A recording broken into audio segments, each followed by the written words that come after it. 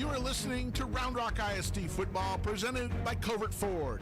Now let's head to the field with Dave Carter.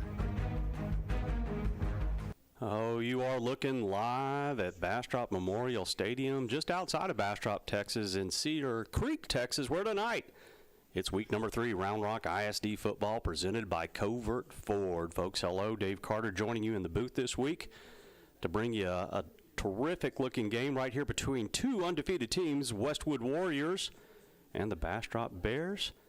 Alongside me, my partner, calling the games as he always does with us, is the Blue Light Special, Kmart. Kevin Martin, how we doing? Doing great, Dave. Great to be out here in the friendly confines of Bastrop Memorial Stadium. This is a great place, great stadium, great folks around here. Looking forward to a great game. That's multiple uses of the word great too many times in one sentence, but it applies. It's been awesome. I'd say that was a great explanation right there. It is going to be a terrific environment for a ball game tonight. First time we've been out here to Bastrop Memorial Stadium, and a great little venue out here in the country. So trees and just a nice setting right here, sitting up high. A terrific press box here. The folks at Bastrop ISD have been terrific hosts for us and getting us set up here. So we're delighted to be here bringing you the game. Last week, we were out there at House Park. Definitely a different environment there in that press box, but a big-time game out of the Westwood Warriors. And you can see some of the highlights here on the video. Warriors just absolutely took it to the Austin Maroons in really impressive fashion. We were so impressed just by the running game and how they turned Damani Stewart right through the lines. Kmart, I mean, tell me, what were that stat line from last week? Oh, my goodness. Damani Stewart last week, he had 18 rushes for 145 yards and 3 touchdowns. Yeah. I mean, you do that, you're winning ball games. I don't think there's any question about that. And we were so impressed just by the size of Westwood and the speed. I mean, it was a really dominant game. Here against Bastrop this week, again, they're undefeated. They're 2-0. Last year, they only won 2 games. So, I mean, off to a good start for Bastrop. But you're also talking about a school it's about half the size of Westwood also. It's a 5A Division II team. So, you're talking about a little bit of an uphill battle for Bastrop. So it'll be interesting to see what they can do. What do you know about Bastrop, Kmart? Well, not a ton because we don't cover this district, but, right. Being a 5A Division II, they're smaller. You talked about them being undefeated. They defeated Leander in their season opener 41-40, which is a good win. And then they defeated Kyle Lehman last week 29-15, which is another pretty good win. So they're a qualified team. We have heard through the grapevine that they might have a different starting quarterback tonight. So that right. could change things for them. Yeah, definitely something we'll watch for. They've had a transfer athlete here from Maynard, so we don't know if he's going to be playing tonight or not, but got a little bit of intel here through some of our partners here that we know down in Bastrop. So regardless, it should be a terrific and entertaining game. Looks like we see some mums out here, so it may actually be a homecoming game. Not a lot of folks on the Westwood side at this point, but can't blame them since it's 2,000 degrees out here and the sun is absolutely shining on those visiting stands. But regardless, we think we're going to have a big barn burner for you here tonight. About 12 minutes before kickoff, we're going to go ahead and take y'all to a commercial break. We'll come back, run y'all through some of the expectations here for the game, probably have the coin toss, and it'll be game time here on Friday night. This is Round Rock ISD football presented by Covert Ford. I've always wanted an EV, but until I saw the sleek Ford Mach-E, I didn't know just how exhilarating it could be to drive one. The Mach-E is the perfect balance between power and utility.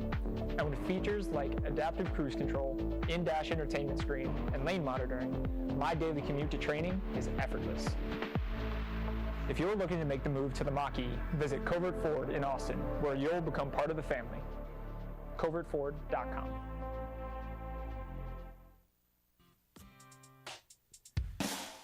Longtime McNeil parent Brian Kerman is a realtor who works for RE/MAX Capital City. Brian is involved in helping Round Rock families buy, sell, invest, and lease properties in the greater Austin area. He has been doing so for over 24 years.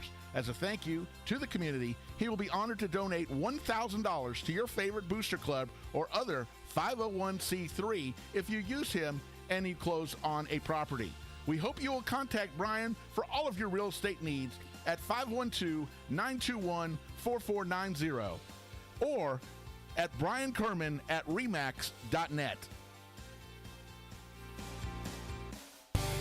Bush's Chicken is a proud supporter of area schools, athletic programs, and booster clubs. With stores in Cedar Park, Round Rock, Georgetown, both North and South Austin, and our newest store serving Pflugerville and Hutto. Bush's serves the Texas standard in real hand-battered fried chicken and crispy tenders, tasty rolls, and that famous Bush's sweet tea. Bush's Chicken, proud supporter of area schools, athletic programs, and booster clubs. The Texas standard. Bush's Chicken. It's good, good, good. If you're looking for a special medical spa to bring out the beauty that's in you, come visit us at Ginger Allure Med Spa. At Ginger Allure, we treat our staff and patients like family. We're here to embrace, enhance, and showcase your natural beauty with a full range of services such as injectables, laser treatments, permanent makeup, microblading, and more. We provide free consultations for all of our services to answer any of your questions. Visit us online at gingerallure.com or give us a call at 512-709-0161. Ginger Allure Med Spa, the classic approach to a new you. Are you looking for a little something extra to get your business noticed? At Ideal Signs, they specialize in custom signage and large format digital printing in a variety of media. Their in-house design department can work with you to create custom artwork to your specifications. They'll work with you to conceptualize, design, and produce any custom projects or idea that you might have. Call 512-930-7446 or visit signsforsports.com. Ideal Signs, family owned and operated since 1969. The Lodge Poker Club is a members-only card club offering a wide range of daily and tournament gameplay. In Round Rock, just off exit 251 on I-35, the Lodge now boasts the largest card room in Texas with 82 tables, comfortable chairs, and 40 75-inch TVs. The Lodge provides fully trained dealers and on-site security with state-of-the-art camera system to ensure the comfort and safety of our members. Open 24 hours a day. More information at thelodgepokerclub.com or call us at 512-614-4045. Visit Maze Street Boutique in Round Rock for all your shopping needs. Whether you're looking for a special gift or that perfect outfit that everyone will love, we have you covered. Come visit us in-store or shop us online at mazestreet.com. We appreciate your business and thank you for shopping local.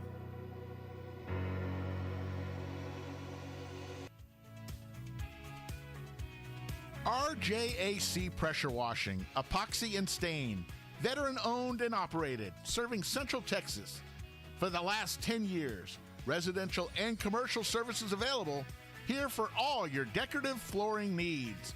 Call us at 512-593-8567. That's 512-593-8567.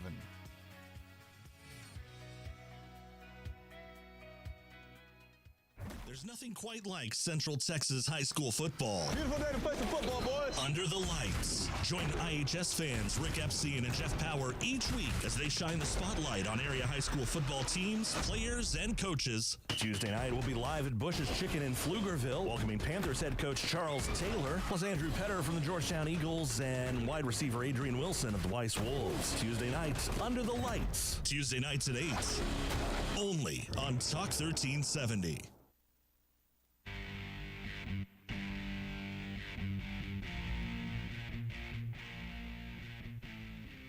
Back at Memorial Stadium here, Bastrop versus Westwood, about 6 minutes here before the kickoff. Both teams still to emerge from their locker rooms, probably awaiting every opportunity to stay in the air conditioning before they come out here on this hot field. 104 degrees here in Bastrop at almost 7 o'clock this evening. Hopefully a hint of fall coming next week. Again, talking about it just a moment ago, Kmart, keys to this game, I think, for Westwood and what they did so well last week was they controlled the line of scrimmage and they just didn't make mistakes. They played a fantastic game all the way around last week and just totally dominated Austin in every phase of the game. In fact, Austin scored a late touchdown to even make that score look as good as it did. So, Westwood, Norrell is an outstanding quarterback. He put the ball on target all over the field. Damani Stewart was running the field ragged up and down. 145 yards, we said. It actually felt like more from watching that game, but looking at those stats, everything was great. Everyone contributed on defense. We had 14 different players with tackles last week for Westwood. Just really a great outing. So to come in here to Bastrop, now we get to see this Bastrop team for the first time. And, let's see, what are number one, is their quarterback healthy? Because, again, we got this rumor that we have a possible different starter tonight. And are they going to be able to compete with a squad that is physically larger and a bigger traveling squad? So, that's one of the tough things about competing between 6A and 5A. I agree with you, partner. Westwood and Bastrop now out of the locker rooms here, again, just under 5 minutes before the kickoff. We did this with you guys last week down in House Park. When we run these games and these shows, we like to put a text line up for all of the fans that are watching from everywhere around Texas, around Central Texas, around the nation, around the world. We did the Round Rock game last night. We actually had a text in from China. Amazing stuff. We love hearing from you. If you've got a favorite player, if you've got a favorite band member, drill team member, cheerleader, and we haven't seen the spirit groups yet here in the stadium. Hopefully they're coming here in a little bit.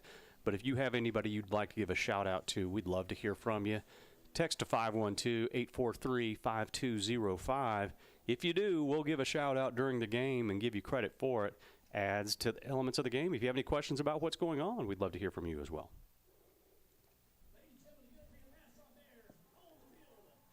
The Bastrop Bears coming on to the field.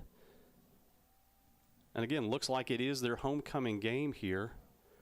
Not a huge crowd here, to be honest with you. A little bit surprised, other than the fact that it is just so hot outside. There are cars. There's the main road entrance here, a little bit of a country road right here to the west of the stadium, and has some cars turning in here. But I think people are electing to stay in the cool wherever they possibly can. And I can't say that I necessarily blame them, but definitely some Westwood fans making their way in right now. Yeah, I don't blame the fans at all if they choose to stay away from this one. Obviously, it's going to be an entertaining game for sure. But, 103, 104 degrees at kick is no fun at all. Right. And your Westwood Warriors making their way down the field. It's football time in Texas. We do have one text in already. We love to see it. We saw y'all last week. It says, good luck tonight to Chase Cunningham, number 33 of the Westwood Warriors. That's from his Uncle Calvin and Aunt Mary from Fort Worth. And proud of him. And we certainly appreciate hearing from you. And one more shout out here to Josiah Kent. That's number 14. Thank you for that, the junior defensive back. The referees have gathered on both sidelines. Looking for the captains.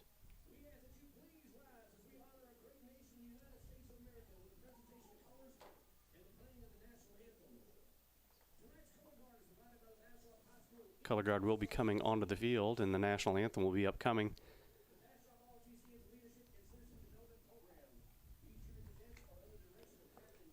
We do have a feed here from the public address system. We may try to see if we can give you some audio of what is being said here for the moment, just to bring you a little bit of a flavor.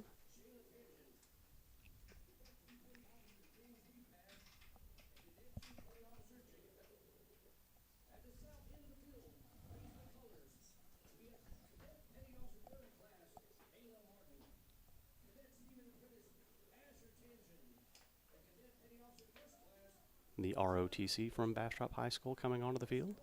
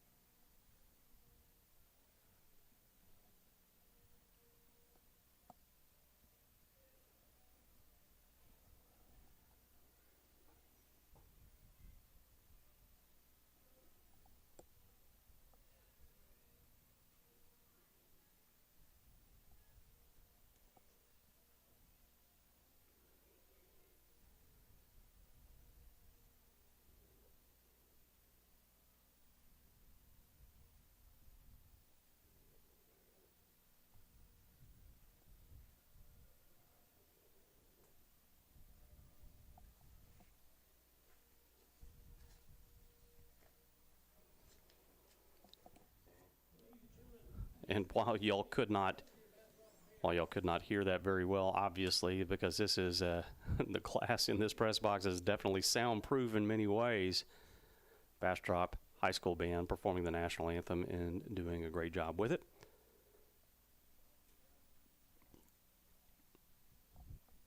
And on the far side of the field, you can see that the Westwood High School drill team has arrived, and the cheerleaders as well.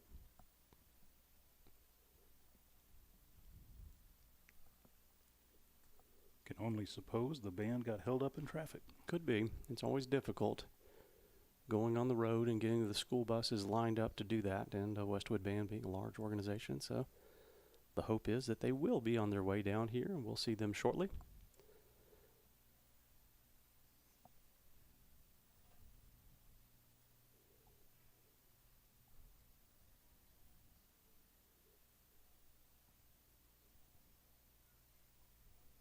The color guard now just making their way off of the field.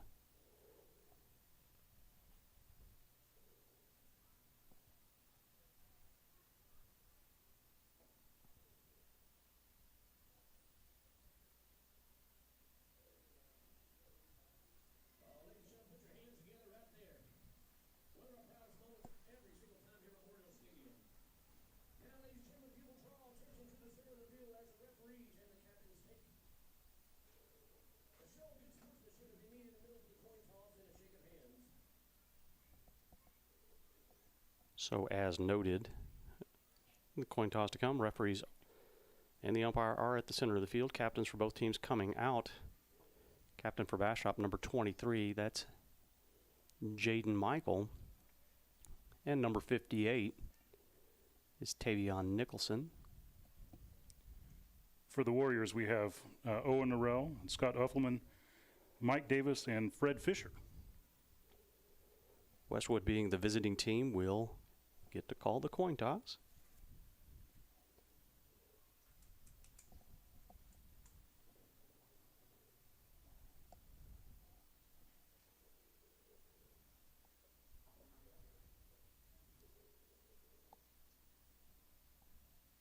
Westwood looks as though they have won the toss. They're going to defer to the second half.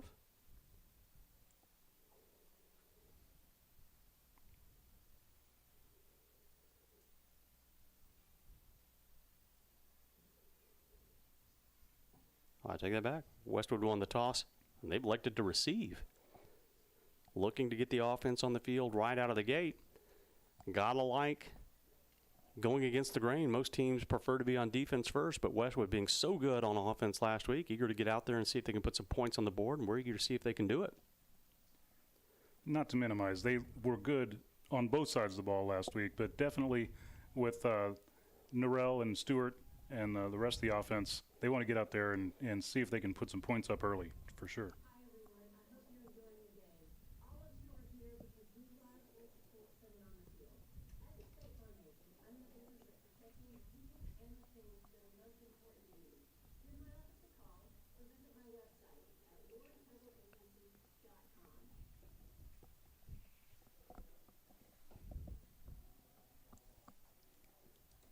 One more text here is a shout out to Mia and Maddie, amazing cheerleaders. Thank you for that text. We appreciate it.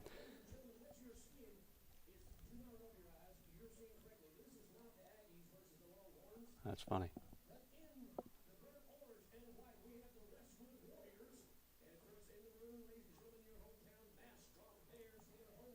If you can't quite hear the public address announcer talking about the similarities to the Longhorns and the Aggies on the field, and it's always a good look, and it was last week in the game against Austin High School. And with them playing Round Rock next week, that's going to be 3 games in a row for Westwood against Maroon programs. How about that? Well, we will say there's a bias in this booth about Burnt Orange beating the Maroon with 3 Longhorn graduates on the call right here. So we're excited to see Westwood and what they can put out here. See if they can go 3-0 for the first time. Honestly, I don't recall. We'll have to look that up. We'll do some stat work here for you folks in just a little bit. But a great opportunity to go 3-0 here in the non-district slate. And the ball has been made ready to play. And it's football time in Texas. Kick is away. and deep, taking it about the 10-yard line, just inside the 10. And right up the middle, through the seam, down the sideline, to the 50, 40, 30, 20. They're not going to get him. That's a touchdown on the kickoff.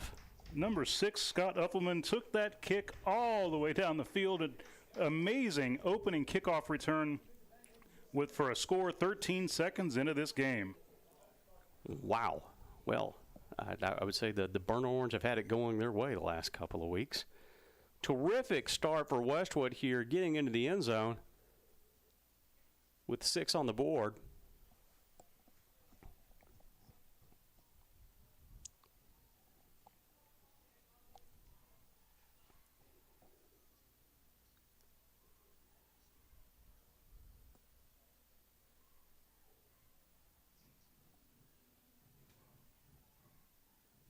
Placement down, Jack with the kick.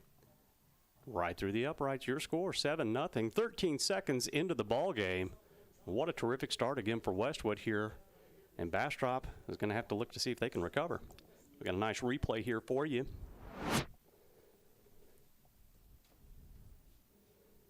Again, a good deep kick. And I just have to love the way that the return happened. Just right up the middle.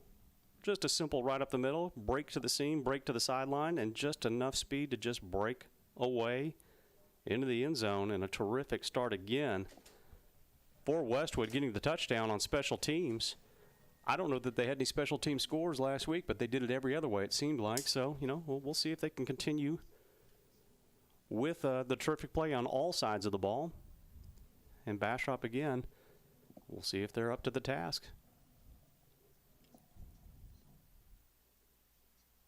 Yeah, definitely not the way that Bastrop wanted to start that game.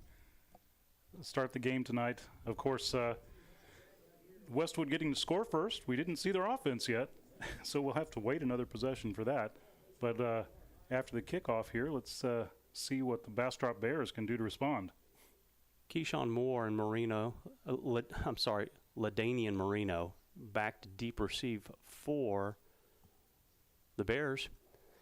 Kick is away. It's a little bit of a punch, short kick at about the 15-yard line, taken by the up back and rolling out to about the 25, 26-yard line. So good starting field position for the Bastrop Bears on their first possession.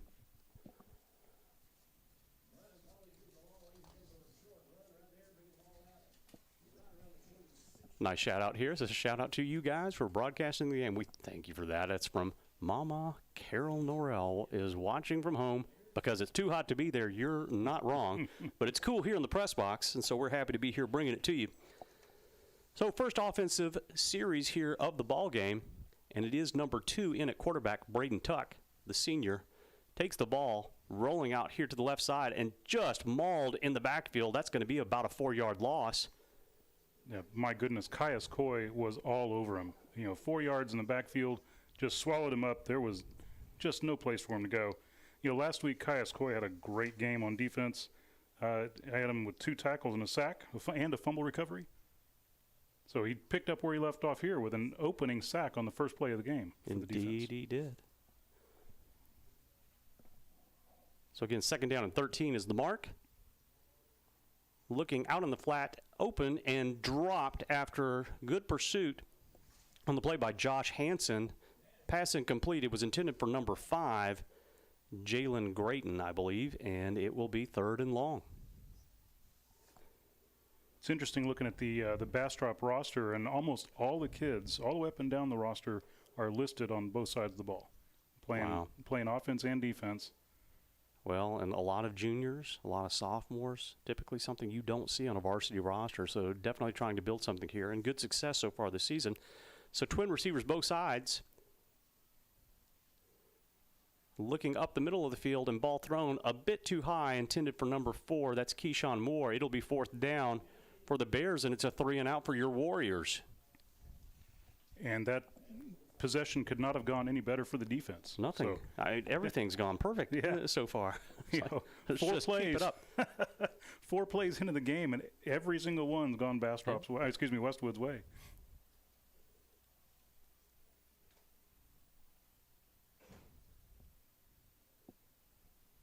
Good snap on the punt and a good wobbler of a kick that's going to hit at about the 41-yard line and rolling for the Bastrop Bears down to about the 30-yard line. So all credit to him. That's a nice 47-yard punt, and it will set Westwood up on their first offensive possession here. 10:49 remaining here in the first quarter early.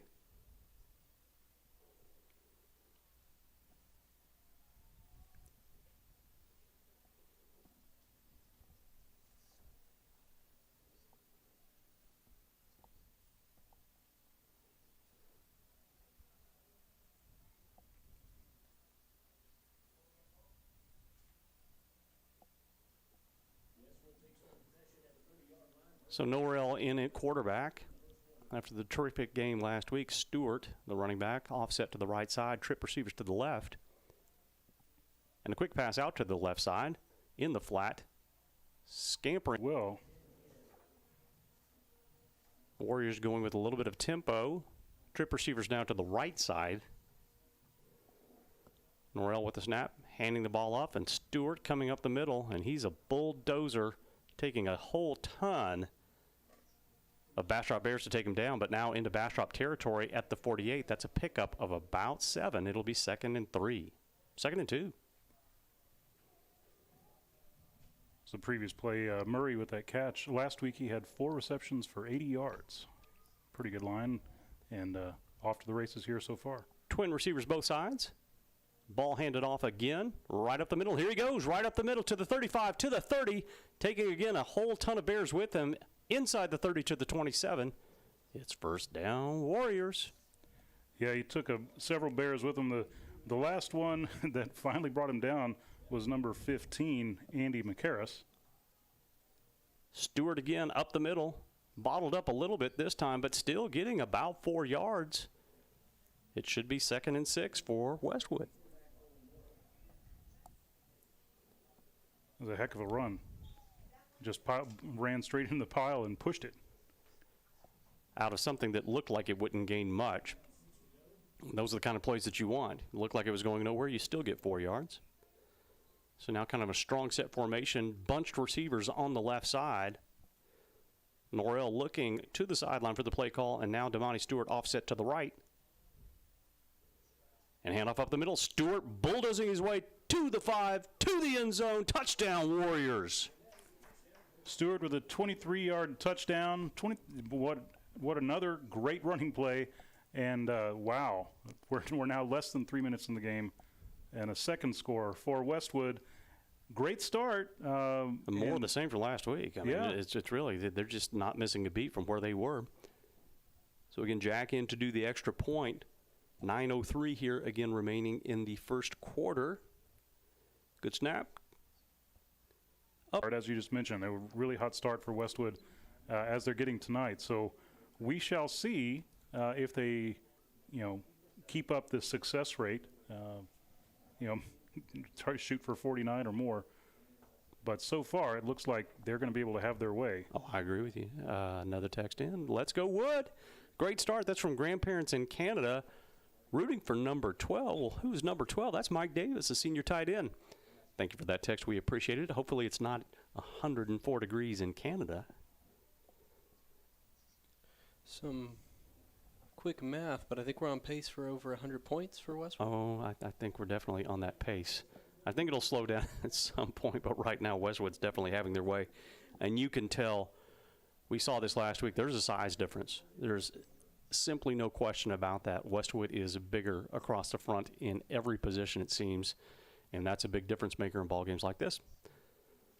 So the play clock in motion, kick to come. And again, just kind of a high, short pooch kick to the 15, dropped, but now taken just beyond the 20-yard line to the 22-23 is the mark. It'll be first down for the Bears. Kick fielded by number 7, LaDanian Marino. Little bobble there. I guess he sort of fielded it above his head, which wasn't the greatest choice. And then it fell through his hands and hit the turf.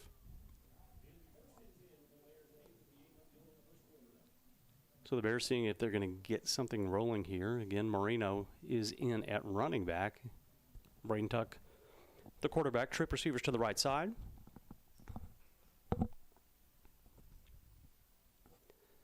Tuck looking up that right side, throwing the ball deep, and a nice seam route, and the Bears are off to the races. Good pursuit by the Westwood Warriors, but a big gainer of about 50 yards on the play, completed to number 4. That's Keyshawn Moore, first down.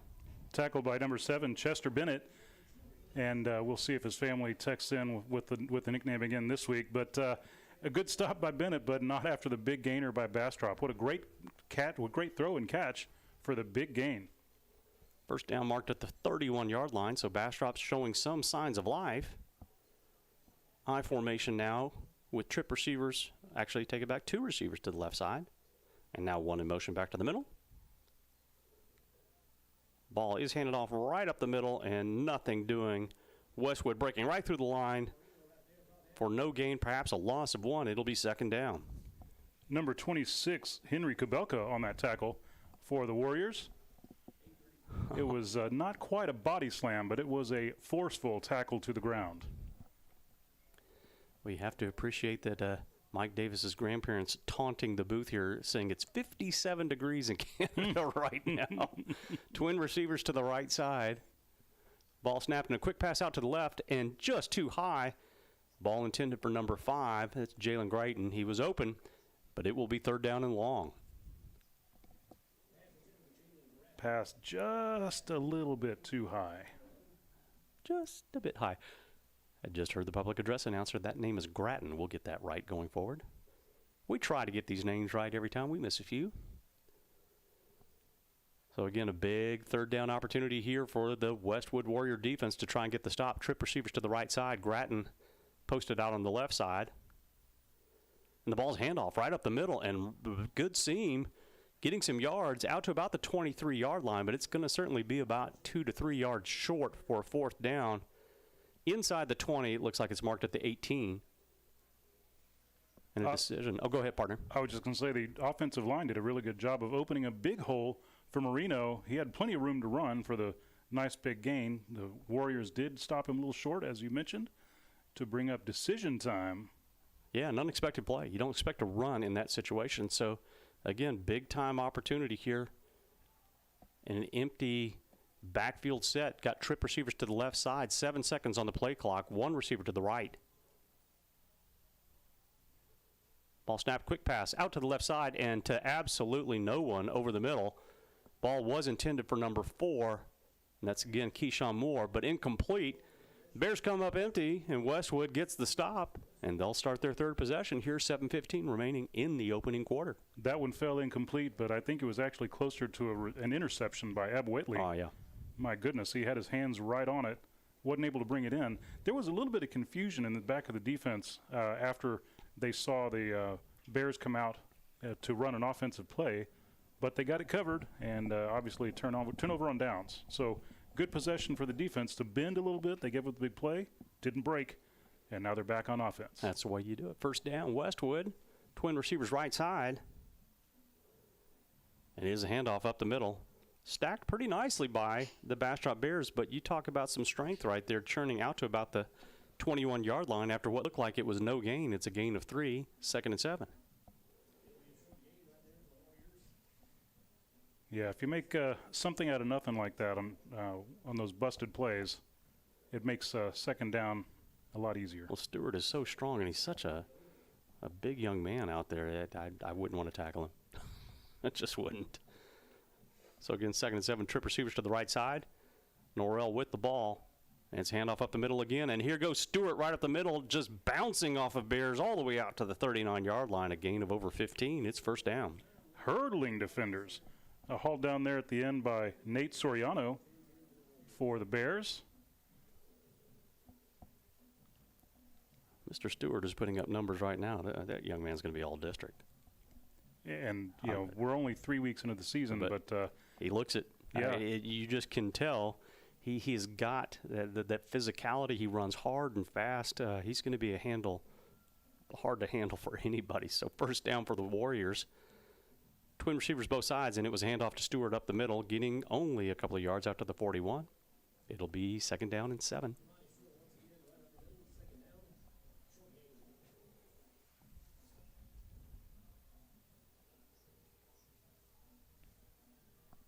big number 55 for the Bears defense, defensive lineman, excuse me. He's out there at number, his name is Tiki Hola. He's listed as a sophomore. He is an absolute mountain of a man. Handoff once again up the middle, right side, and Stewart getting bottled up now. But again, he gets bottled up, he gains 4 yards. I mean, it's impressive to watch him on the hard runs. He makes stuff happen. That is a sign of a really talented player.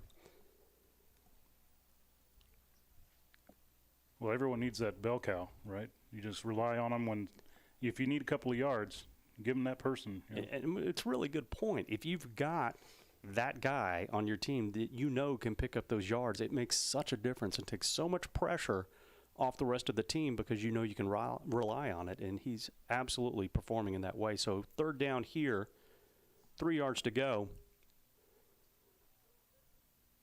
Ball's handed off to Stewart again and gets it all the way out to the 50-yard line. You think that's not going to go for that? That's a 5-yard gain right to midfield stripe. 1st down, Warriors. And he made it look easy. You know, really, he obviously got stopped after 5 yards and, fell kind of hard, but he really wasn't touched on that particular play until he was tackled at the end. Clock rolling, just under 5 minutes here remaining in the opening period. Can report to any of you band fans out there, we did see a bus just pull into the lot. We feel like there will be a representation of the Warrior band here in just a bit. So trip receivers to the right side, 2 to the left, empty set backfield for Norrell. And running with the ball right up the middle. It's going to be a 6-yard gain, 2nd and 4. Offensive line just open another big hole for Norrell to run through. Excellent pickup on 1st down there. Well, great plays of design also. By Coach Osborne, the offensive coordinator. So same formation, and now it's like 4 receivers on the right, and now you've got Stewart coming back into the backfield. Ball's handed off to Stewart, coming up the left side a bit. And wow, man, that looked like it was absolutely stopped for about a 2-yard gain. Nope, getting 5. And 1st down. I think that was all personal will for Stewart. He just bulled his way in there. He got held up a couple yards short of the marker and just forced his way through, carrying people. He was not having it. Great effort here by the Warriors. In every phase of the game, they seem to be hitting at full speed. So 1st down for the Warriors, marked at the 39-yard line. Trip receivers right side, 1 to the left. And the running back, Stewart, offset to the right. Ball's kept. Norrell throws it down the field to about the 34-yard line. Gets to the 33, and then no more, and it will be 2nd down after a gain of about 7. Ball completed at number 12, Mike Davis, the senior tight end. Proud grandparents in Canada. That's right. They're motivating him with dreams of the Canadian weather. That's got to be it. It's motivating us. 2nd down and 3. Again from the 32-yard line. Trip receivers now to the left side.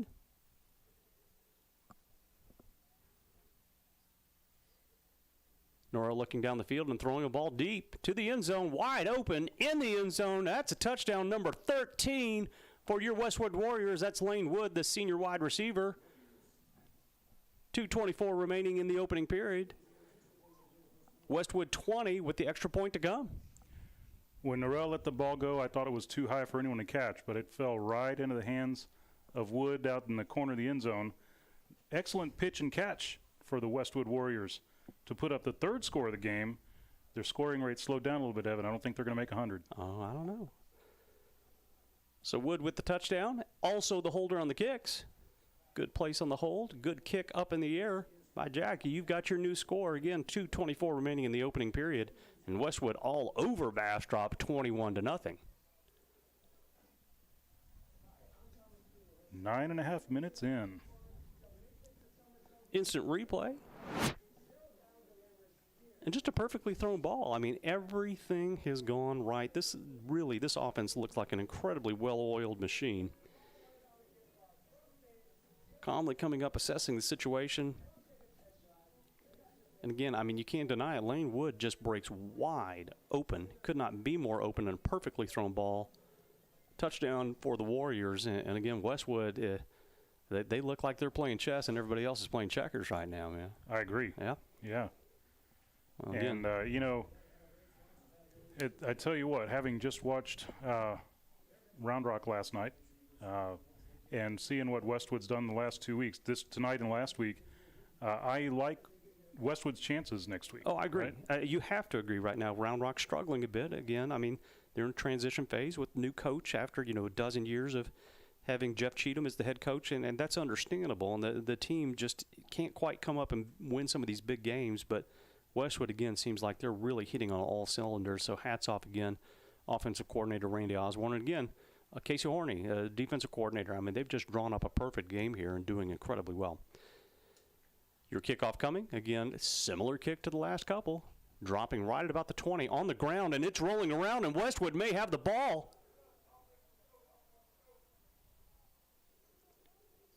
That would be a massive miscue, but it isn't for Bastrop. They pick up the ball. You just cannot let a kickoff drop on the ground like that. So very lucky to get the ball. 1st and 10 from the 20 for the Bastrop Bears. There is a little bit of wind coming around the press box, so that's just about the spot on the field where perhaps a gust of wind was able to knock the ball down unexpectedly. But you're right, there's no reason for that ball to hit the ground. It was almost a disaster. And it looked like number 14 for Westwood was going to be able to grab it. It was close. Yeah, not able to bring it in. Well, that's a teachable moment for Bastrop. When that ball hits the ground on a kickoff, you better get on top of that thing.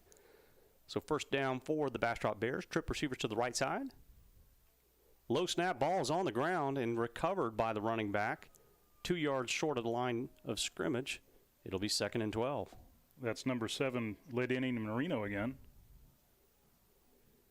And oddly enough, he was the fellow who missed the ball in the kick return. Yep. So get a little bit of the dropsies right now.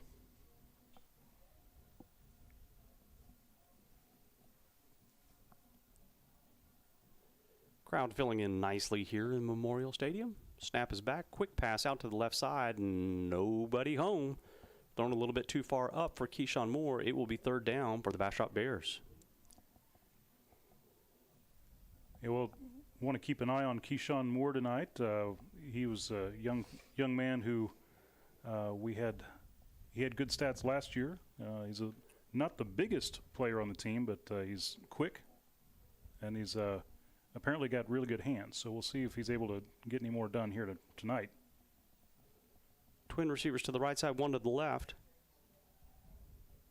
And now an empty set backfield. Flag on the play. Looks like it's a false start on the offensive line thrown by the umpire.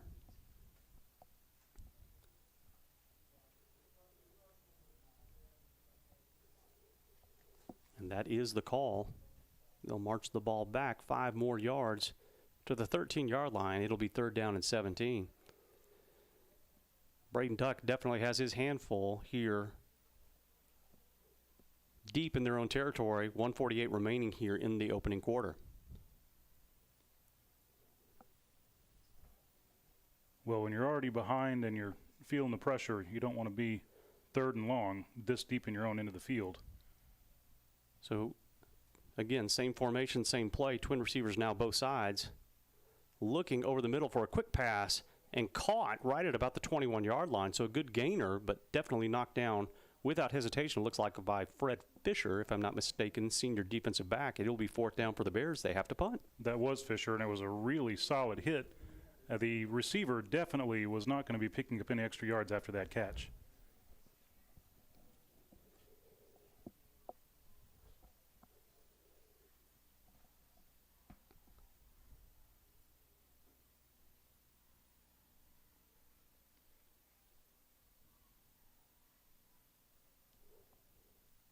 Punt is away and is going to drop a little bit short and get a good Bastrop bounce. Once again, their best statistic so far is their punting distance, which is always something that you want to hear if you're playing them. 1 minute exactly remaining here in the opening period. Your score 21-0. And I want to give credit to the punter for Bastrop. The snap wasn't great on that. It was real low. It almost hit the ground kind of as it came into his hand, and he managed to get it and get it off. With receivers set up on the right side. Stewart offset left, and the ball goes to Stewart up the middle, rolling through the middle, gained all the way out to the 38-yard line. That's 10 yards. First down, Warriors. Wow. Wow is exactly right. I don't even know what to say. Man, only great burst of speed up the middle, and when he got hit, he fell forward. And that extra little lean is what got him the first down. And just as the quarter is ending, the Westwood Warrior Band making their way into the stands.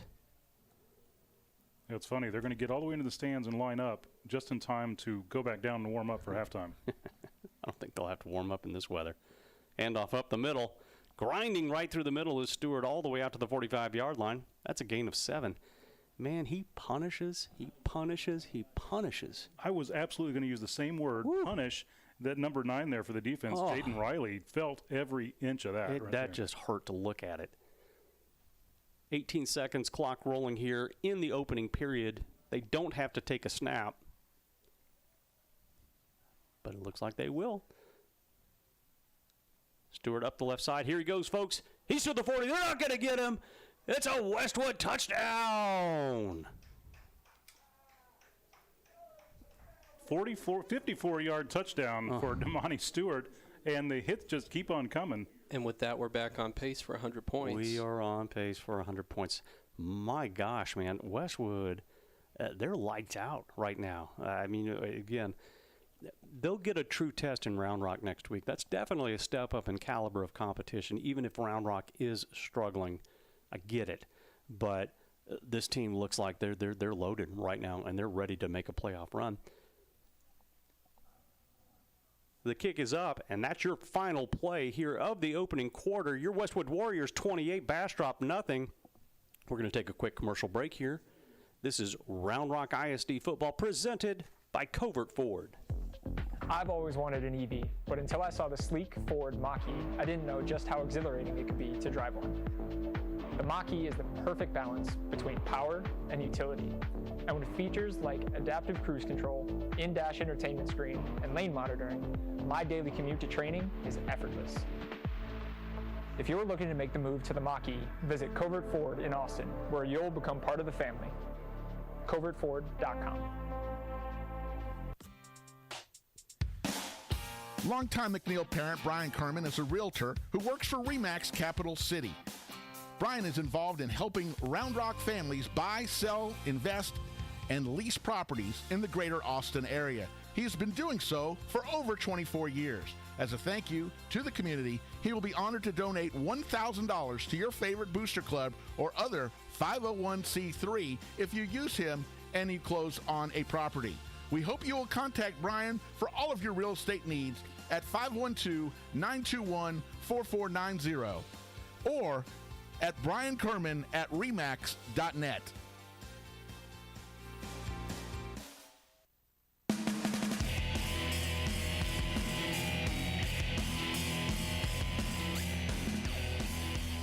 Back at Memorial Stadium here to start your second quarter. Kmart, do we have any scores here? We have a few early scores here. So we have the Round Rock Cedar Ridge Raiders are hosting the Killeen Harker Heights Knights. It's tied up at 7-7.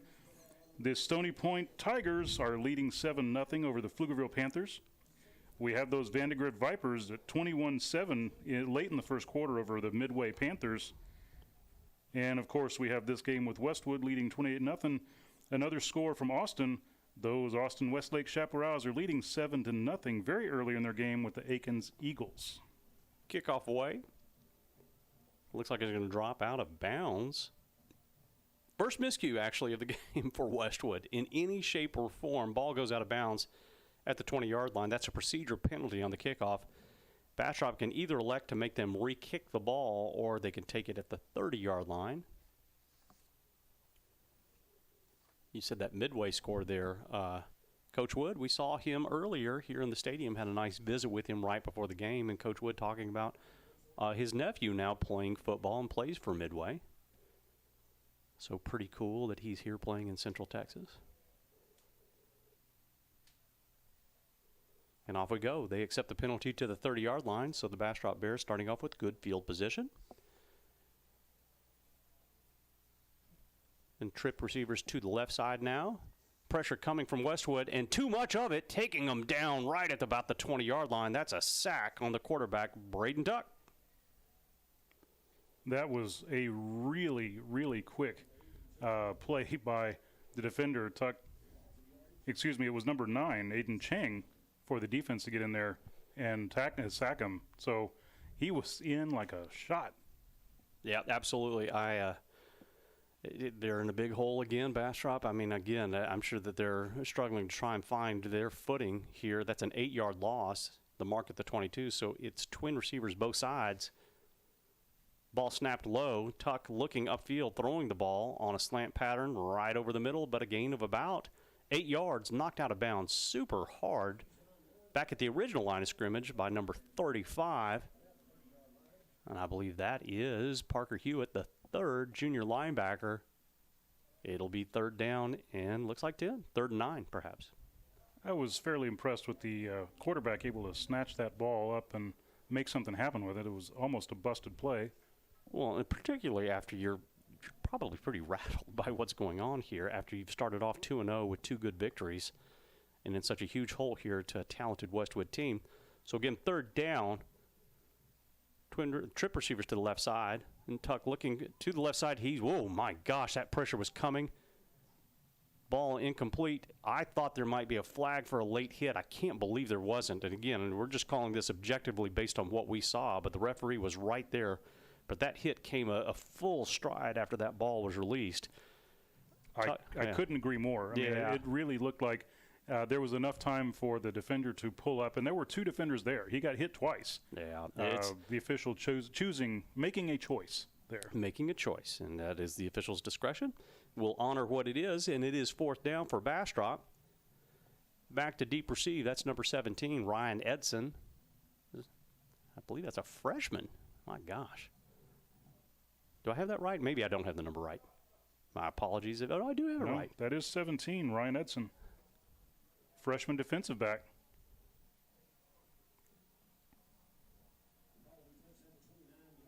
Again, pretty rare that you see freshmen playing on a varsity team.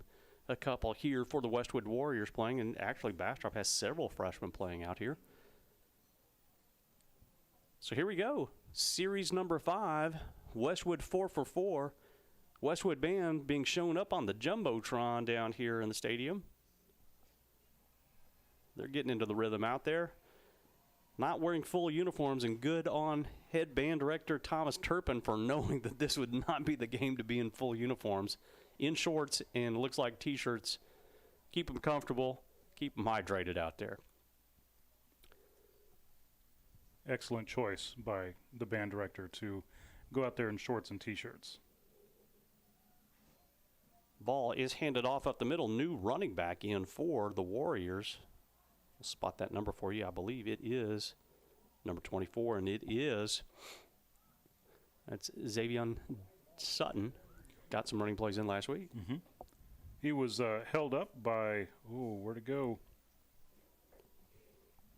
I had the number 8. I believe that was Joey Hernandez that made the tackle. So a short gain to the 30-yard line. It will be 2nd and 9. Clock at 9:40 here in the opening half. Rolling out here to the left side and now getting up to the 35, 36, out to the 40, out to the 43-yard line. A terrific run there by Owen Norrell. It's first down for the Warriors. Norrell showing his wheels tonight. We saw a little bit of that last week, so good to see him moving again. Keeping the defense honest. You got to respect him back there.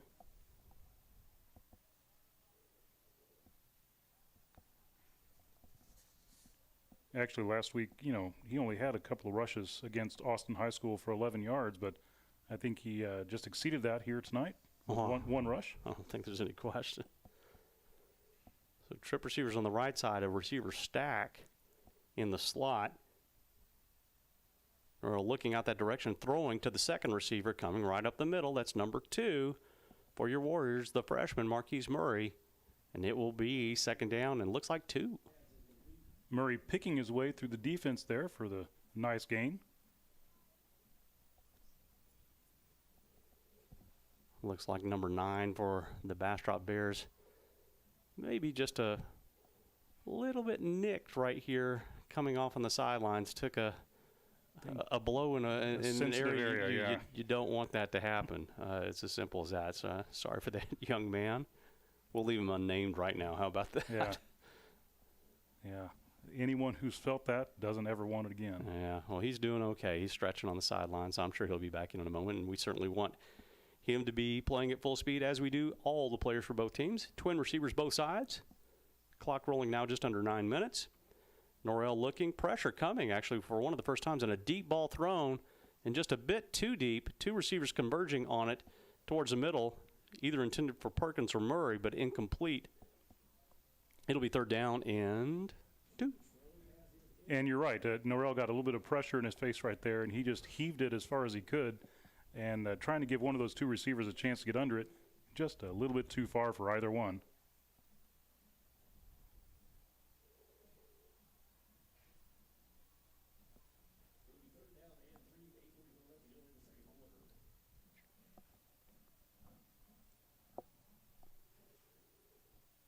Play calls in. Now 6 seconds on the play clock. 5 and 4, 3, 2. And the ball is snapped. Norrell looking out on the right side. Gets the pass off. Nicely done.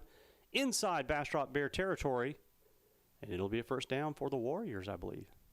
Really good coverage by the Bears defense. They're calling it incomplete. My bad. Didn't quite see it. I saw the Bastrop coaches kind of going crazy on the sideline, so it's over on that far sideline. Hard for us to see, but it was dropped. And so it looks like the Warriors will go ahead and punt here for the first time this evening. And why not? Up 28 here, almost halfway through the second quarter, rather. See what we can work on here on special teams. And again, the ball marked at about the 47-yard line. Number 6 for the Bastrop Bears coming in. And that's Brian Pauly, to do the punt receiving. It's a good snap. Kick is away. And a line drive down the right side, rolling nicely for the Warriors, all the way down to about the 12-yard line. And that is where the mark will be. So good special teams play, pinning the Bears deep on this drive. 8:24 remaining here in the half. About a 41-yard punt. So really nice, sort of a rugby style, but line drive, got a good roll. Can't ask for more. Yep.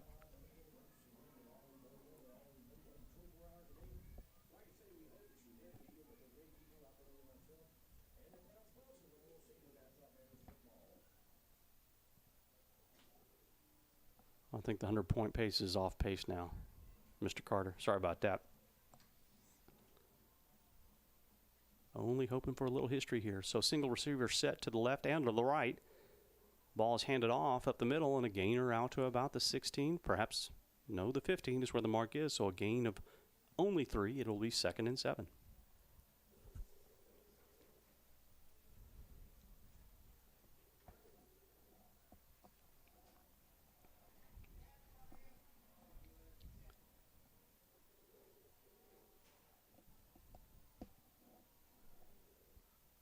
Single receiver set again, both sides. Tuck at quarterback, and looks like pressure is setting up on a corner blitz, but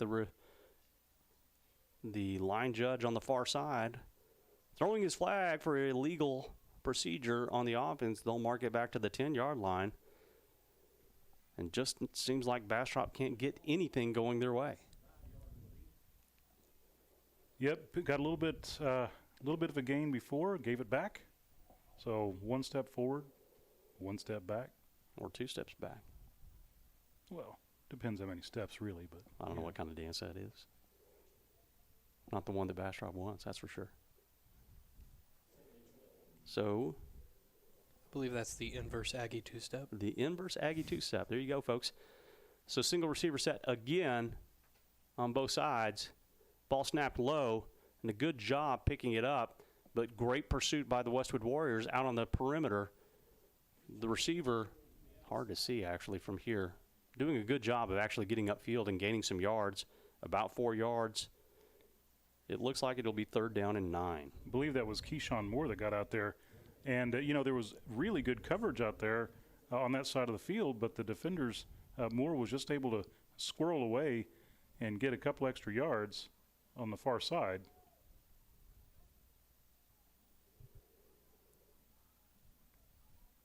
play clock down to 10. Game clock at 6 minutes and 33 seconds. Looking, throwing, and should have been intercepted on a seam pass over the middle. That ball knocked down by number 18, Fred Fisher. He's had a couple of good defensive plays. It'll be 4th down for the Bears. Right place at the right time, just couldn't haul it in.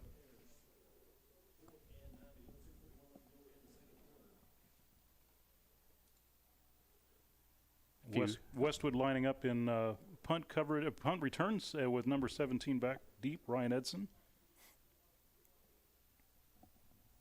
A few shout-outs here that came in. Said earlier, we just caught this one. It says, great snap by Davis. That's brother Jake, formerly Westwood, and now a long snapper at LSU. Did not know that. Thank you for that text. We appreciate it.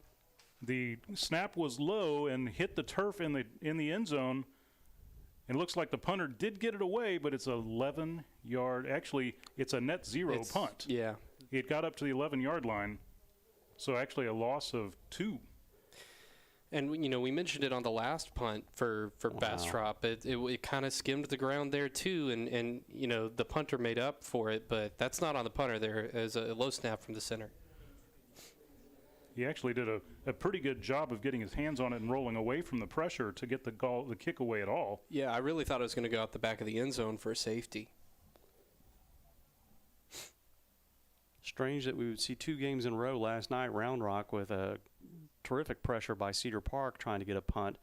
Barely getting the punt away, goes about 10 yards downfield, and then just backs up 13. It was a negative 3-yard punt. Rare that you see it. And Westwood in terrific field position here to try to get a 5th touchdown. Twin receivers set both sides. Ball is handed off up the middle to Stewart, and dragging, churning, punching. I don't know what he's doing, but he's getting a lot of yards down to the 3-yard line. It's going to be 2nd down. Wow. Yeah, I'm going to pull out the Chris Berman rumbling, bumbling, stumbling, bursting through the line there 1 yard at a time. I wouldn't want any part of him. And I think there are a lot of Bears on that defense that are like, yeah, I don't want this either. You really can feel that when he runs. He is just a terrific running back. So, again, 2nd down now, and 2, the ball at the 3, so they still can get a 1st down without getting in the end zone. Twin receivers to the right side. Handoff goes to Stewart up the middle and gets down to about the 1, so he's not in for the touchdown, but it will be a 1st down, 1st and goal from about the 1-inch yard line. Just a couple of steps forward and a lean, and Stewart was reaching for the end zone, didn't quite get it, and as you mentioned, just shy of the goal line. I would go with the Fred Akers check the middle play right here. Kmart. The middle has been there all night so far. I would say it has. Stewart offset left. Ball going to Stewart, and guess where it's going? In the end zone. Touchdown, Warriors. Once again, making it look easy. They certainly have. I mean, goodness. They convert this 35-0 5 minutes to go before halftime. That qualifies as an offensive explosion. How many touchdowns is that for Stewart tonight? I'm having a hard time. I can't keep up, folks. If any of you have been watching, you've been paying attention, let us know. I think the answer is enough. Enough? Well, it certainly is enough. But maybe it isn't. Your kick is up. It's good. 5:26 remaining here in the opening half. New scores now, Westwood 35 and Bastrop nothing. I want to say that's 3 for Stewart. I don't think he's got 4. Of course, there was the kick return to start. That's right. There was the kick return, and then there was the seam pass, and I think it is 3 touchdowns for Stewart. Having a terrific game here.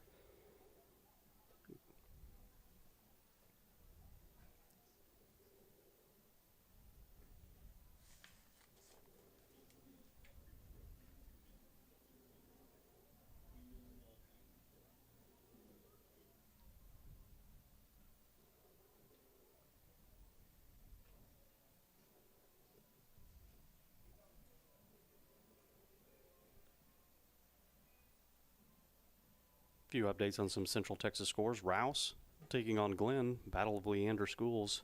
That was actually yesterday. Rouse beating Glenn 34-31. And an update here, one of my favorite teams in the first quarter, the New Braunfels Unicorns taking on their rival Canyon Cougars. The Unicorns up 14-12. The mighty Unicorns. The mighty Unicorns. Westwood playing their fight song there. It's, of course, the war chant. And how about Florida State last week? Oh, man, no kidding.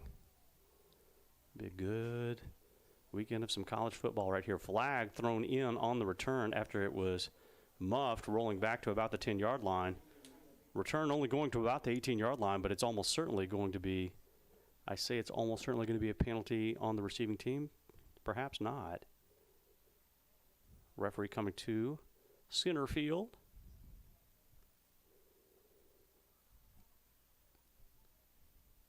And a personal foul face mask on Westwood. I thought it might be getting called against Westwood, so the ball marked at the 18 is going to get pushed out to the 33 in good starting field position for the Bastrop Bears.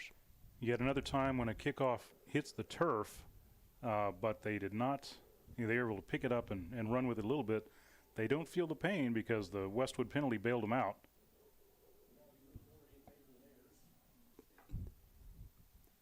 And as noted on a text we just received a little bit ago, number 33, Chase Cunningham, the junior linebacker, is in the ballgame. Glad to see him out there getting some snaps. Handoff up the middle. And in at quarterback now is Weston Nielsen. He's a freshman quarterback. Oh, gosh. Wow. That's a lot to be on a varsity field as a freshman. Young man's probably 14 years old. We were talking about it pregame with some of our peers over here at Bastrop, and the Bastrop freshman team was undefeated so far this season up until last night because this young man was pulled up to varsity this week. Wow. He is that kind of a difference maker. Oh, my goodness. That's a backwards pass. It got knocked around. Did it get recovered by Westwood? It did not. Clock keeps rolling here. It was a tough snap for the young man again. That's number 13, Weston Nielsen, and he passed the ball, trying to pass it in the flat, a floater, but it went backwards. It looked to me like the ball, he didn't have a good grip on it as he was letting the ball go. And, went backwards and managed to fall on it. Wow. To avoid the turnover. But, yet another example of everything going opposite to plan for Bastrop. Well, pretty scary situation here, 3rd and 20. That ball marked and now back at the 23-yard line, so 43 is the line to gain for Bastrop. Snap coming, pressure coming, a nice deep ball thrown by the young man, but just a little bit too deep. That ball intended for number 5, Gratton, incomplete, and Westwood will be taking over. Number 9, Aiden Chang, in coverage for the Warriors. The Warriors only sent 4 men. They had 3 down linemen, and they sent 1 man around the end to pressure the quarterback. They had 7 guys back in coverage. I've sort of noticed this a little bit about the defense tonight, the last couple of possessions anyway. They're not going full bore toward the Bastrop quarterback. They're just sitting back and letting him do what he can do, and they're taking care of business, to be sure. Late substitution out towards the center just had to come in, my gosh. 3 seconds to a high snap to the punter. He gets it. A wobbler and taken, oh my gosh, dropped on the ground. And the first big play for Bastrop here, a turnover on the specials teams. Picked up by number 24, William White, falling on that ball for the Bears. Yeah, so the first play that hasn't gone Westwood's way, and the Bears getting a shot in Westwood territory for the first time. A little bit of chippy play right there by one of the Bastrop players. Won't name who it was, but it was a player that came out late on the snap. Really got into it with one of the Westwood players. A little bit of an unsportsmanlike situation there, but the referee separating it, no flags thrown. And Bastrop takes, well, they're saying Westwood has the ball. Gosh, we're not seeing it the right way. I really thought that Bastrop had that ball. Yeah, no, without a doubt. I thought that Westwood. I thought it was a clean possession. Mm-hmm. And Westwood must have pried it away when we weren't paying attention. Really, I'm shocked. Well, Westwood getting all the bounces, and we'll take them. Handoff to Sutton coming up the middle right side all the way into Bastrop territory for about an 8-yard gain. Stopped at the 43. It'll be 2nd down and 3. 3 minutes and 35 seconds remaining in the period. It has to be a little bit of a gut punch for the Bears special teams to think they've recovered that pass for a big play, or not pass, the drop punt, and have it get away. The Warriors are picking up where they left off now. Agree with you. You know, I was looking on the camera and I couldn't quite make it out, but I'm wondering if the Bastrop player might have knocked the ball out of bounds. Oh, could have been. Could have been. Handoff up the middle once again, and good yardage, getting the first down all the way to the 38-yard line by Sutton. Clock stops at 3:06 remaining in the period.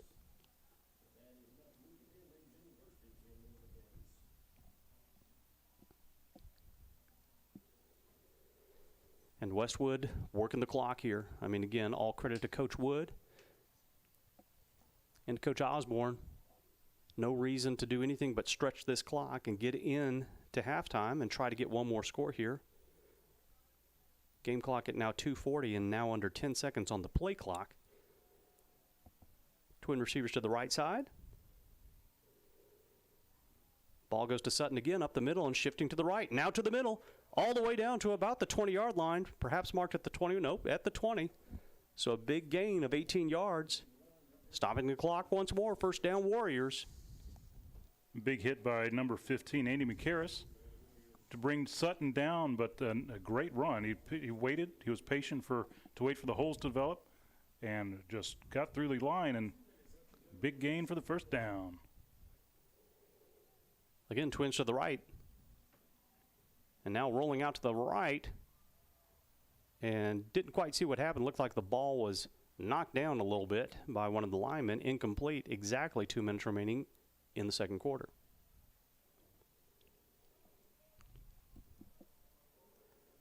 And we will do what we can here when halftime arrives. We'll take a quick commercial break, obviously. But we're going to try to bring you all of those halftime festivities. See if we can get a little volume in here as best we can. But we definitely want to honor the spirit of homecoming here for Bastrop. I don't think that the Westwood Warrior Band is going to be doing a halftime show. Actually, let me get back to the play right here. Flag thrown right over the middle in what you would believe to be a holding call on Westwood.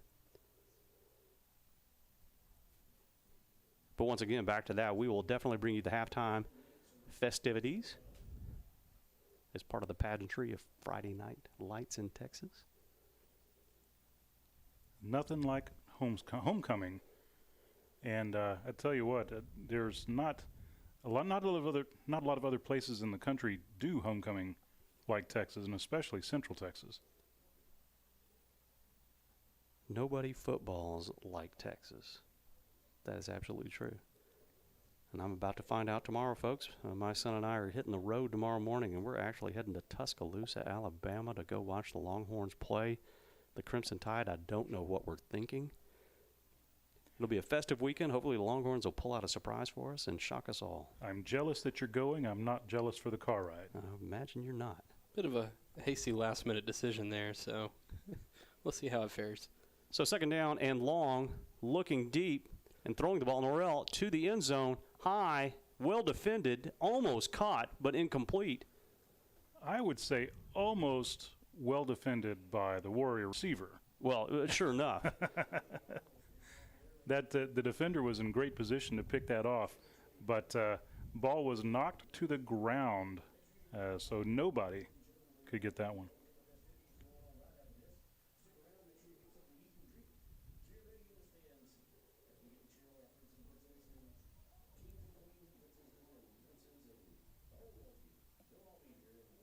Again, ball at the 31. Third down and 20. Trip receivers to the right side. Norrell looking up that right side, throwing a little bit of a slip screen in the middle, getting down to the 21 to the 16, down to about the 13-yard line, picking up 17, 18 yards on that third down, and now a decision for the Warriors on whether or not they want to go for it or kick a field goal, and it looks like the offense is staying on the field. Yeah, Norrell just flipped that ball right over the line to Perkins and just got into the second level of the defense, and no one was there to bring him down. So twin receiver set to the left. 50 seconds exactly and clock rolling here in the opening half. Ball snapped to Sutton up the middle right side. Getting down, it looks like inside the 10-yard line, and he does to the 9. It'll be first and goal for the Warriors. 41 seconds remaining and Westwood having all 3 of their timeouts. Another nice big hole by the offensive line for Sutton to run through. Pick that first down up. Clock now at 30 seconds and rolling. And handoff up the middle to the left. Sutton gaining about 2 yards. And a timeout called. 20 seconds remaining here. It will be 2nd and goal from the 7-yard line.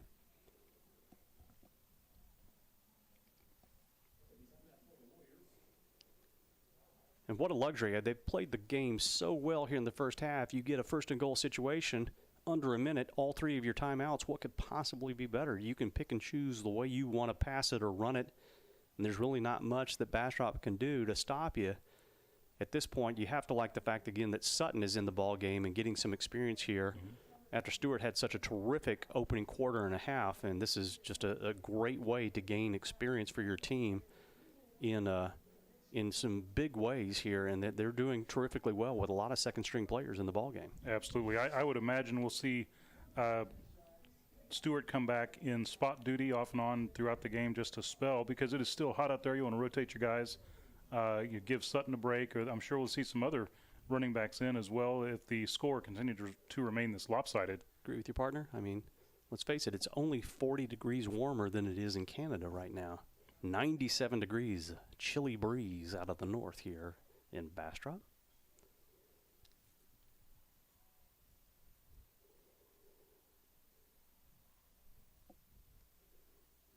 So play clock in motion now. And again, Norrell looking with the twin receiver set both sides. And looking out here to the left side with a quick pass to the sideline. And it's a Warrior touchdown.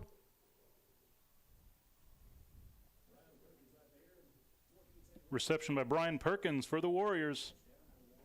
Sophomore wide receiver. A lot of youth and talented youth on this team. 14 seconds remaining here in the half. With the extra point to come. As good as Westwood is right now, I mean, how do you not love to see Murray and Perkins as freshman and sophomore out there? Going to be back next year.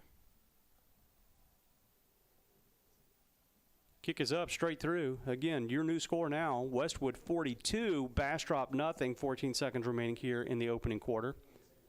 And yeah, I agree with you, partner. I mean, for heaven's sake, it just couldn't have really gone any better here for Westwood in the first half. We thought last week was terrific. This is just absolute domination. Yeah, it's last week, the Warriors, I mean, our fans here who listened to the game last week, the Warrior faithful, saw 49 points against Austin High School. 42 points here in the first half. The Warriors have not shown any signs of slowing down unless they choose to, right? Well, I think the only thing that's going to slow the Warriors down is just how deep into the roster are you going to play things here. I mean, I don't know if we're going to see Norrell at quarterback in the second half. You question whether or not that's necessary, and you certainly don't want to get anybody hurt here in this situation. You can see the Bastrop has already been subbing in players because they just have to at this point. They haven't gotten anything going, so they need to see who they are a little bit and try to get some momentum here with the game completely in hand here by the Warriors. So Josh Jack back again to do the kick duties again. Kick number 6. And it is a squibbler on the ground. Taken by one of the upbacks at the 35-yard line and falling straight down on it. Bastrop takes over at the 35-yard line. Interesting choice. It feels to me like maybe the coaching staff just wanted to work on a squib kick because, you know, certainly their previous kicks, they'd all been kicked toward the right receiver, actually left receiver for the Bears, and he'd been having trouble fielding all those, so they could have kept going to him, but the squib kick just gave him something to work on, I think. So, you know, when does the clock start on a kickoff? It doesn't. When it's received, and he was on the ground, so it doesn't start. I was wondering if a squib kick, maybe when it hits the ground, it starts. Burn clock? I don't know. Well, Braden Tuck comes in and takes a knee for the Bears, looking just to get into the locker room and lick their wounds a bit. And your score here at halftime, again, just absolute sheer domination by your Westwood Warriors. Your score, Westwood 42, Bastrop nothing.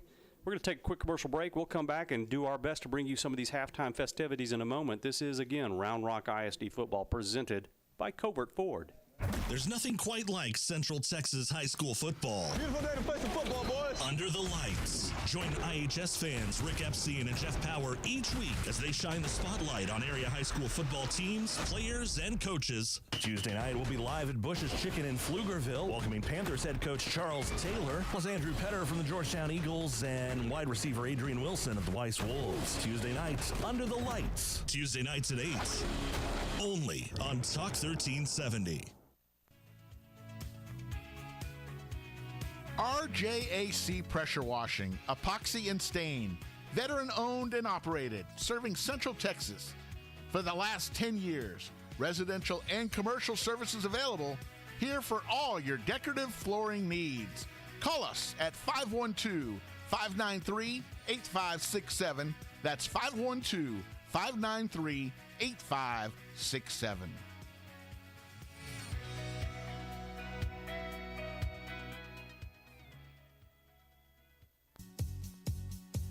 Visit Mays Street Boutique in Round Rock for all your shopping needs. Whether you're looking for a special gift or that perfect outfit that everyone will love, we have you covered.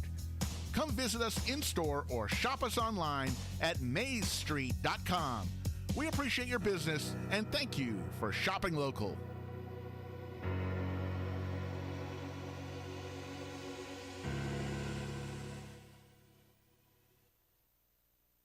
The Lodge Poker Club is a members-only card club offering a wide range of daily and tournament gameplay. In Round Rock, just off exit 251 on I-35, the Lodge now boasts the largest card room in Texas with 82 tables, comfortable chairs, and 40 75-inch TVs. The Lodge provides fully trained dealers and on-site security with state-of-the-art camera system to ensure the comfort and safety of our members. Open 24 hours a day. More information at thelodgepokerclub.com or call us at 512-614-4045.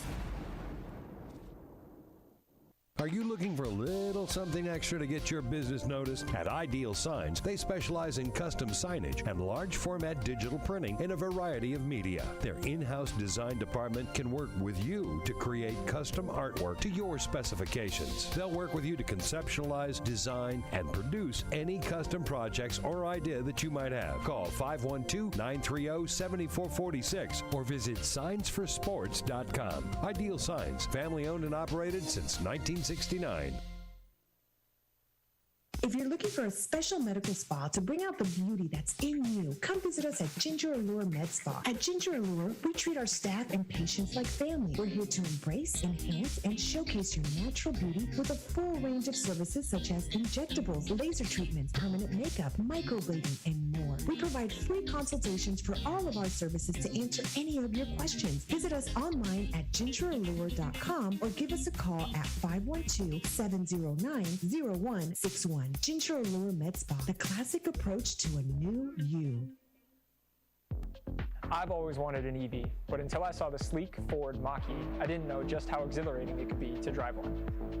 The Mach-E is the perfect balance between power and utility.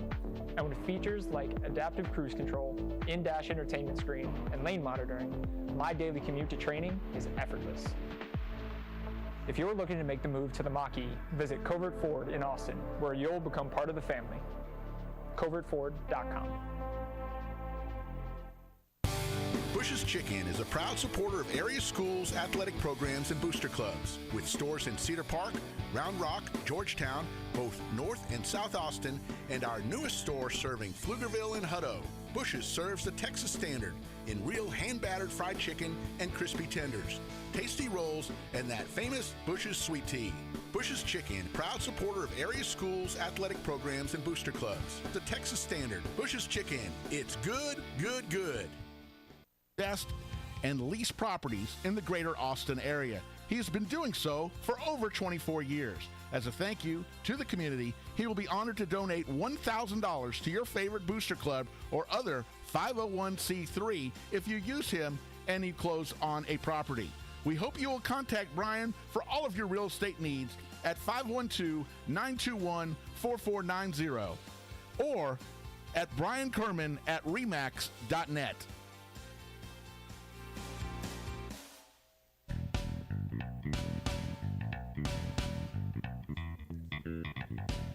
Welcome back to Bastrop Memorial Stadium in Bastrop, Texas, as we look out to the field and we see the homecoming court coming on. We mentioned earlier that this is homecoming week for the Bears, and it looks like the Warrior Band is not going to be performing, or the drill team, and so they're just setting up the Bears homecoming court, getting them out there to announce everything, and the band is out in the end zone as if they might play later if they have time. We'll see how long it takes to do this. But what we're going to do here is just leave the camera focused on the field.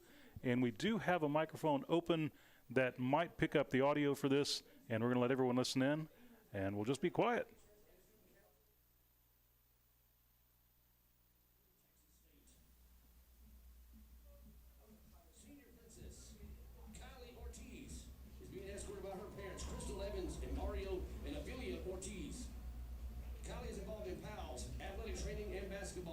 Her future plans include attending Baylor to pursue a career in travel nursing. Senior Prince Nathan Bracewell is escorted by his parents Brian and Rachel Bracewell. Nathan is involved in student council, SSAC, NHS, and varsity baseball. After high school, Nathan plans to attend Texas A&M to major in construction science.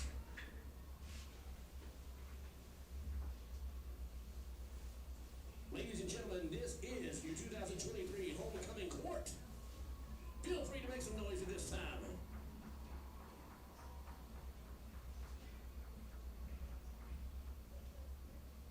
Presenting the homecoming crowns this evening is last year's queen, Sadie Lord, and Principal Crystal Gabriel.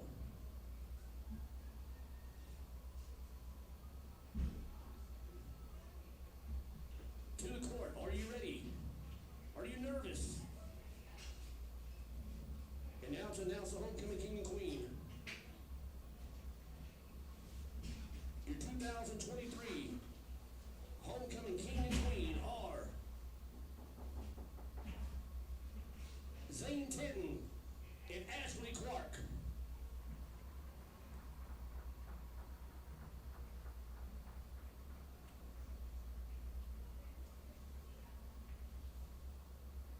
Ladies and gentlemen, they will meet on the 50-yard line where they will receive their accolades.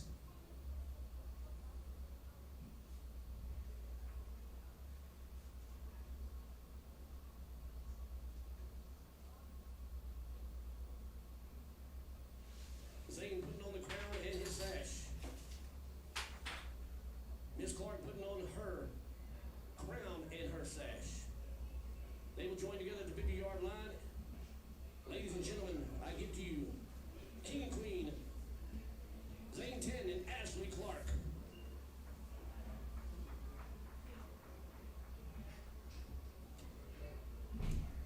And ladies and gentlemen, once again, put your hands together for the entire homecoming court, as they all deserve to be here. They are all involved in so many activities, ladies and gentlemen. These young men and women deserve to be here. Put your hands together for them, and don't they look great tonight?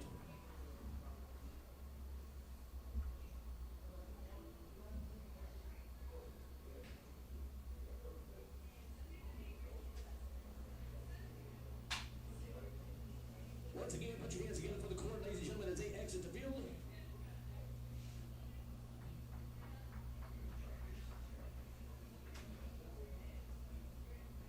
As we watch the homecoming court leave the field, that was possibly the most efficient homecoming festivities I have ever witnessed in my many, many years of watching high school football and homecoming festivities.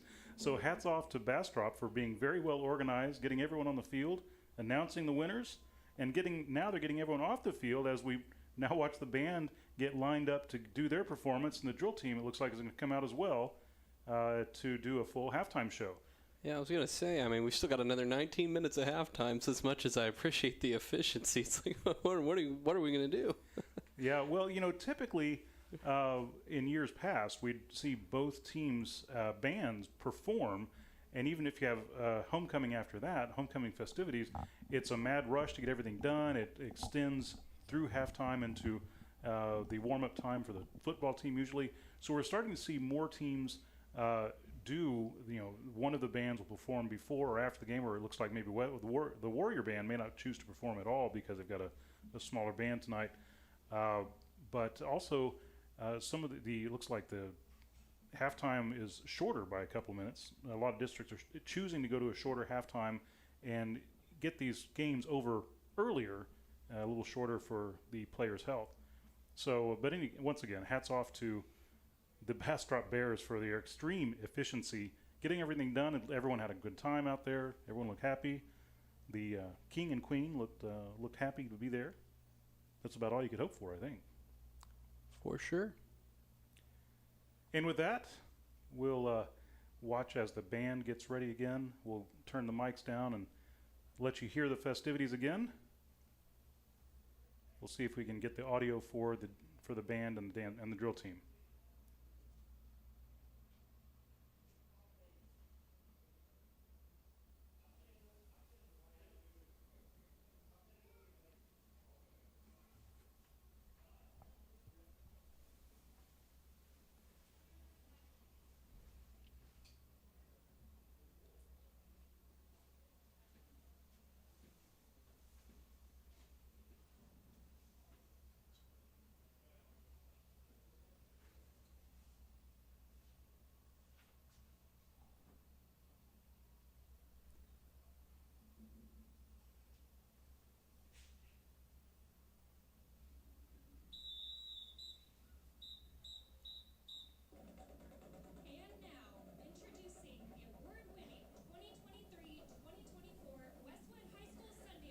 And if you can hear it there on the audio, this is the Westwood band and drill team.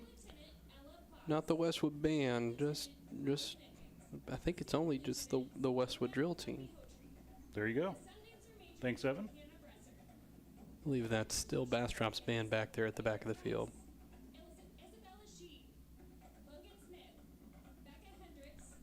So perhaps the Sun Dancers will be performing to recorded music tonight.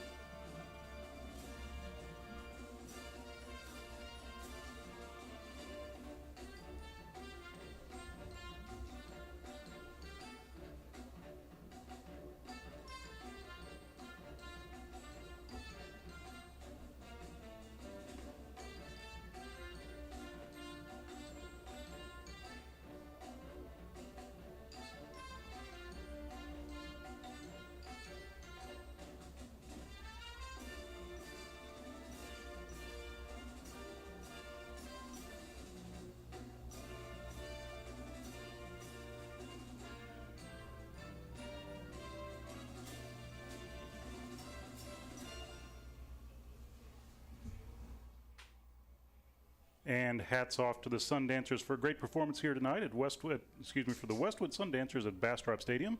Good job with the recorded music, a little bit different for them to be dancing to a recording instead of the band, but they did a great performance. And off the background, in the camera's eye, you can probably see the Bastrop band and their drill team now getting lined up. Just had to wait everybody's turn.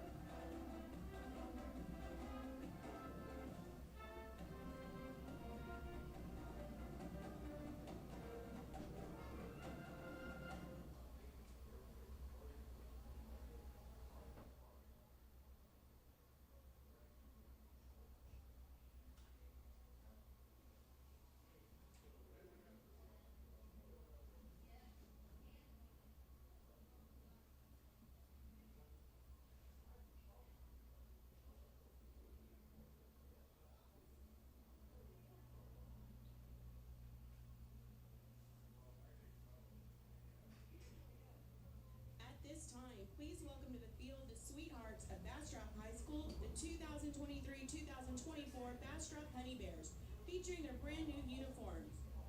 The Honey Bears are led by officers 2nd Lieutenant Abby Wong, 1st Lieutenant Jocelyn Galan, Captain Bella Simpson,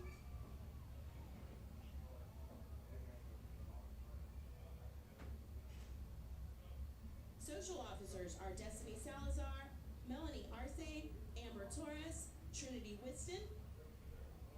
The Honey Bears are under the direction of Miss Cara Pasquale and Miss Tessa Altmiller. The Honey Bear of the Week is Cadence Paula. The Spirit Girls of the Week are Amber Bess and Kami Rodriguez. The Above and Beyond Girl is Chloe Norwood. The Teacher of the Week is Coach Fleming. And the Admin of the Week is Miss Tyson. And now please enjoy the Honey Bears as they perform their exciting palm routine to Mic Drop.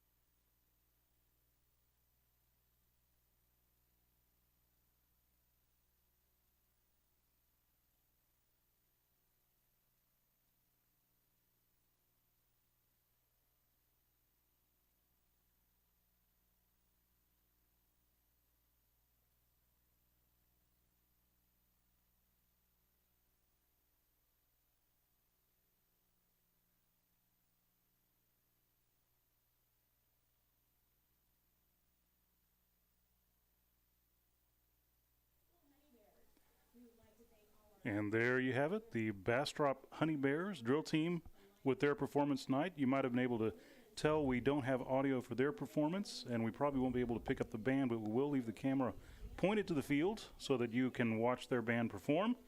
And we will come back after their performance with some other analysis and comments on what we saw in the first half and what we can expect in the second.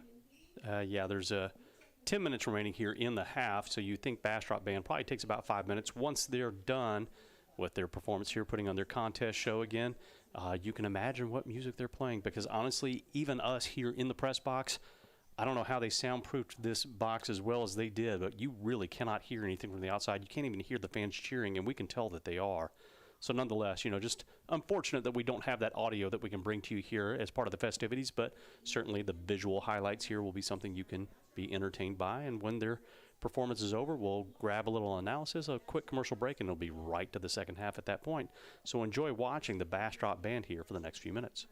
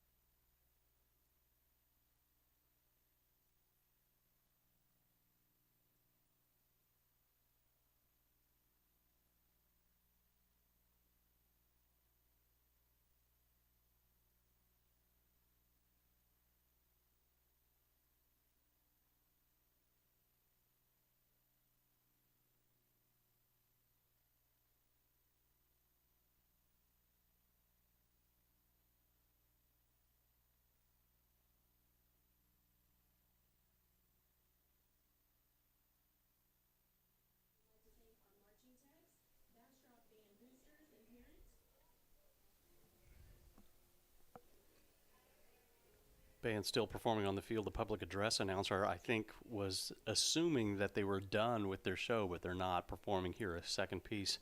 But we'll say here again, since y'all can't really hear much of what's happening here because it's hard for us, but awfully impressed by this Bastrop band. I mean, they're putting on a pretty decent little performance here. A band program that has not competed, honestly, historically at the highest levels, but they definitely have something going here. A really nice performance again. And love seeing this is such a small town thing. We commented on it. Several cheerleaders, several drill team members that are out there performing with the marching band. That is just something unique to Texas that you don't see very often anywhere else. Yeah, and you don't even see it that often anymore, at least in the bigger districts. No, so, a little bit more of a small town, a smaller town. It's not like Bastrop is small. It's a 5A school, but still, it's really nice to see the kids having the opportunity to perform in multiple extracurriculars. Well, and hats off to them, boy. You're talking about kids that don't have any time to themselves. They're doing it all, and you got to be impressed by it. Yeah. All the time it takes for each of these activities, all the rehearsals for band and cheer and drill team, and, heaven forbid you're in more than two even. My goodness. Don't know how you pull it off.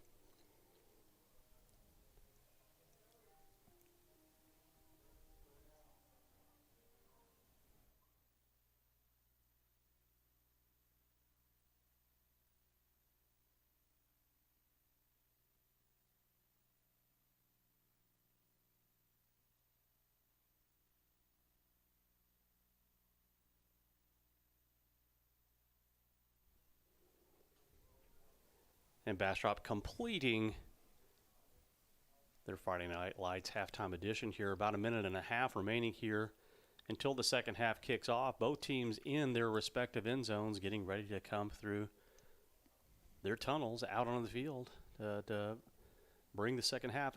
Boy, this is going to be a weird one, Kmart. What are the keys to the second half? Oh, my goodness. Well, for our Westwood Warriors, the key is to obviously get out there, get through the second half without injuries. That's it. We want to keep this respectable. We want to get get guys some experience out there. We maybe get our starters, or as many as we can, get them on the sideline, keep them healthy for another week. Your Westwood Warriors coming out onto the field for the second half. Bastrop yet to come out. We put the text line up, and we definitely would love to hear from you if you would like to text us and give us the shout-outs here in the second half.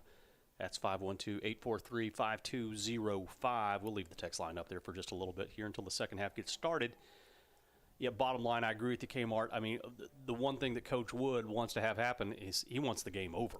Oh, yeah. He just flat wants it over, and I'll be curious, and it did happen against Austin High last week, with Westwood being up so much on Austin High. I think it was late in the third quarter they started going with a running clock, and only in limited instances did they stop the clock when Austin High was doing a few things and trying to get a score. Then they went back to a properly managed clock. But I would not be shocked at all if the coaches have agreed or will agree at some point to have a running clock here, because the last thing you do want to see in a contest like this is seeing somebody get injured when the game is so well in hand. And, it'll be very interesting to see and watch. See if Westwood can hold the shutout here in the second half. See if Bastrop can rise up and get something going here, and see if, frankly, if any of the starters for Westwood even play here in the second half. Absolutely. I think we'll probably see some of them maybe for a series or two, and see which ones Coach Wood can elect to keep on the sideline. Actually, I really like the body language for the Bastrop Bears as they ran out of the tunnel and over here to their sideline. There's lots of energy coming out here. They're still keeping it real. Yeah, and I think, the coaching staff at Bastrop, you have to go in at halftime and say, all right, guys, we already know. Okay, we know who the better team is here, and that's it doesn't matter. We've got our district season in front of us. Westwood's going to win this ball game. Reset your mind, reset your focus. We're going to come out here and we're going to play a different ball game in the second half. It's 0-0. We're starting over. Our job is to manage a better second half here, get some success, get a little momentum going into the next week. You've just got to reframe the way you think about the ball game.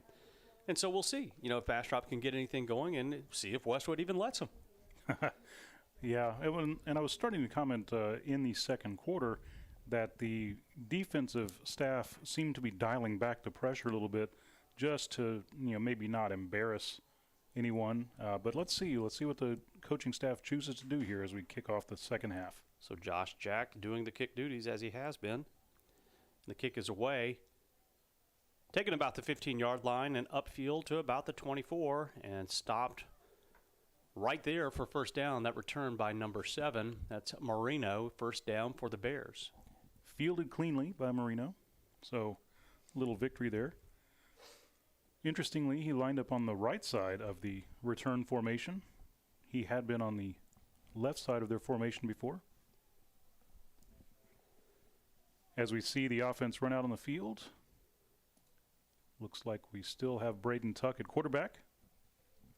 And as Kmart calls a little bit of the action, I'll throw in some shout-outs here in a moment. Bears lined up with 2 wide receivers. Handoff to the running back up the middle. Warriors defense snuffs it out. Got a shout-out here for Alexander Ho for being a great player and personality on and off the field. Keep up the good work, little bro. That's from Daddy. Thank you, Daddy. And Uncle Luke says, proud of you, Owen and Drew. One more shout-out here as we go to second down. It says, hey, guys, watching from home. Thanks for all you do. Genuine question. Is there a mercy rule in high school football? We'll get back to you on that in just a moment. Bears line up with 2 receivers to the left, 1 to the right. And it looks like another handoff up the middle. Warriors once again were there to stop it before it gains any traction. And it is my understanding in the games that we've called, we're mostly around 6A ball, a little bit of 5A ball here. The only level that has mercy rules is 6-man football, if I understand it correctly. And if in the second half a team is up by, I believe, 45, the game is called and it's over. But that does not happen at this level of football. But a running clock may happen here to get the game over with a little bit more quickly. Kmart? Once again, Bears with 2 receivers to the left. Tosses out to the left side, to the far sideline. Short gainer, but the defense is out there to push him out of bounds before he even threatens the first down marker.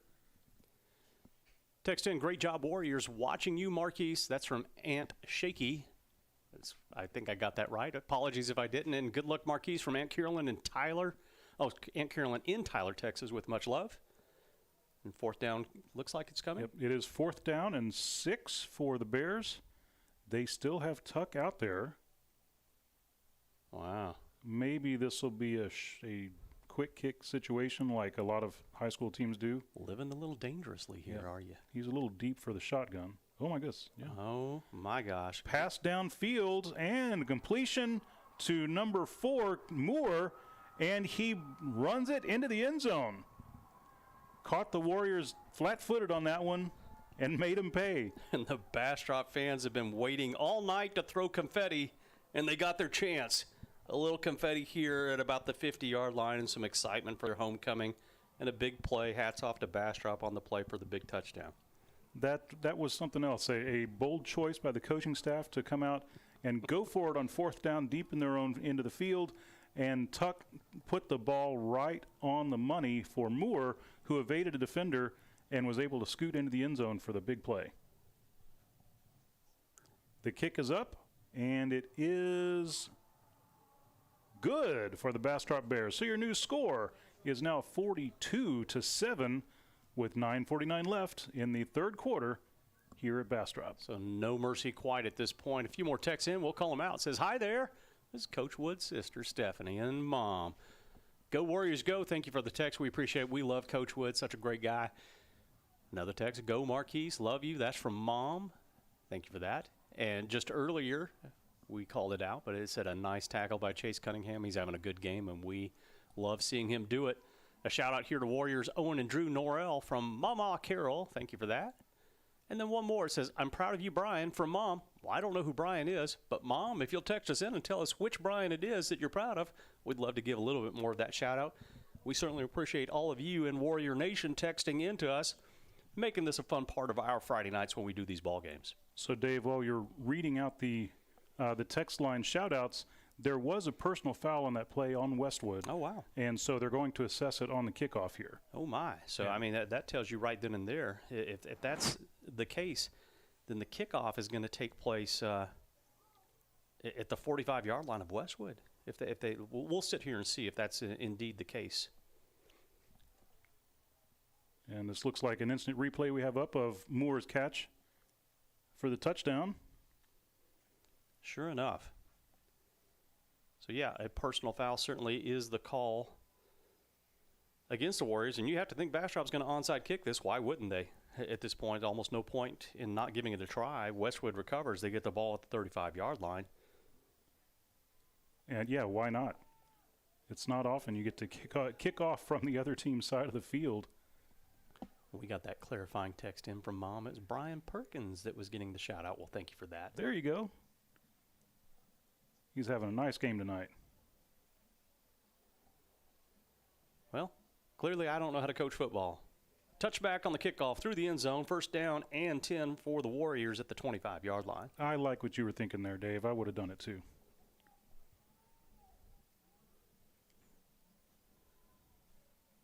Perhaps the coaching staff just choosing to push Westwood back as far as they could in starting field position. But really, you know, if you're going to do an onside kick from that position, it's only maybe a 10-yard difference. Without a doubt. Text in, go number 3. That's from Graham and G-Pop in Abilene, where I'm sure it's not much cooler up there than it is here. And that is for Abe Whitley, junior defensive back. Thank you for that text.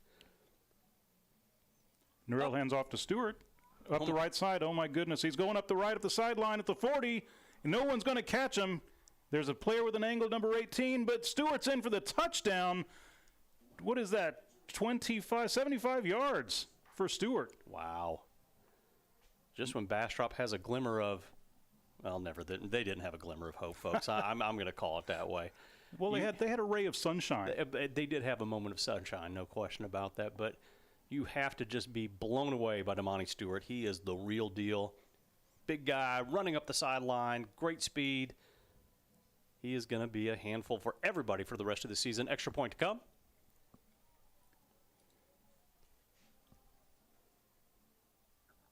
Snap is back, kick is up, and it's good. Your new score, 20 seconds later, it's 49-7 for your Westwood Warriors. Nice little replay coming up here. This is just a simple read. I mean, there's really not much to this thing. It's just a simple kind of zone read handoff to the right side. Sees the gap, the offensive line blocking perfectly. He gets into open space. You're not going to get him. You're just not going to get him. And pulling away, I mean, it is astonishing to me. You know, you've got players that look like they're smaller and probably faster. He's just got terrific speed for a big back like he is, and it's a super weapon for the Warriors to have. One more shout-out here. It says shout-out to Big Royal Flanagan for being an awesome wide receiver and a great personality in the locker room with his amazing, funky, and illustrious dance moves. That's from Mama Flanagan. Well, if that didn't embarrass him, it would have embarrassed me as a kid. I love that. That's absolutely fantastic. Text of the night so far. Thank you for that. That was fantastic. Thank you so much for that. That's awesome. The entire Bastrop band is out in front of us, serenading us with some funky dance moves. Maybe not as funky. You can catch it down on the bottom right of your camera, and I would say that's funky, no question. Kick by Jack down to about the 12-yard line, taken up the middle through the crease seam, but taken down by a couple of Warriors right at the 26-yard line. It'll be 1st and 10 for the Bears. The Bears. Number 14 for the Warriors, that is Josiah Kent, the junior defensive back on the tackle there for the kickoff. That was a rather forceful tackle, grabbed him around the shoulders and was not letting him go anywhere.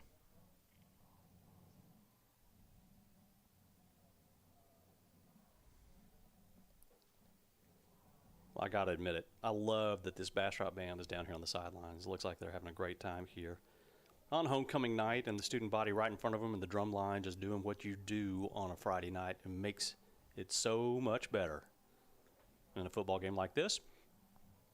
So Bastrop set up twins both sides. Now receiver in motion in the middle. Snap is high, bouncing into the backfield. And good credit to the quarterback. I believe it is tuck in again, but that thing bouncing back all the way to the 12-yard line. It's going to be a loss of about 15. It'll be second and forever. Yeah, tough break. I don't know if he took his hands off the ball or if it was a little bit off target. It hit his hands and went back. When he fell on it, as you said, it was a loss of about 10 yards, 12 yards. One more text in just came in. Good luck, Warriors. That's from Marquise Murray's grandparents in Tyler, Texas. Thank you for that. Tyler, Texas representing. Nice handoff up the middle for the Bears. And the ball, goodness gracious, that went way further than I thought it was going to go. Bottled up after just a couple of yards, but getting all the way out to the 30-yard line. It will be third and kind of manageable. 7 yards. You guys will have to wave as you go through Tyler. Oh, we are going through Tyler in the wee hours of the morning as we head to Alabama tomorrow. But we will wave. Perhaps my favorite player ever. The Tyler Rose, Earl Campbell. Hard not to love Earl Campbell. Twin receivers to the left side. It is 3rd down and 7. Quick pass out in the flat. Trying to get into the seam, but nothing doing. Warriors everywhere. Back to the line of scrimmage. In fact, looks like perhaps a loss of 1 on the play, so it will be 4th down. And let's see if the Bears try to go for that 4th down touchdown play again. Just like they drew it up. Just like they drew it up is exactly right. And they are sending Tuck back out. You got nothing to lose. Well, really, you got nothing to lose. The game is lost at this point, so just situational play. We'll see if Bastrop can pull a rabbit out of the hat here. Again, 4th down. Trip receivers to the left side. And now empty set backfield. Looking up that left side for a quick pass out on the flat, but thrown just behind the receiver out of bounds, and it will be a turnover on downs. Westwood taking over at the Bastrop 30. And giving the Warriors a really short field to work with. Let's see who comes out. Well, I would say if Damani Stewart comes out, you run the Damani play.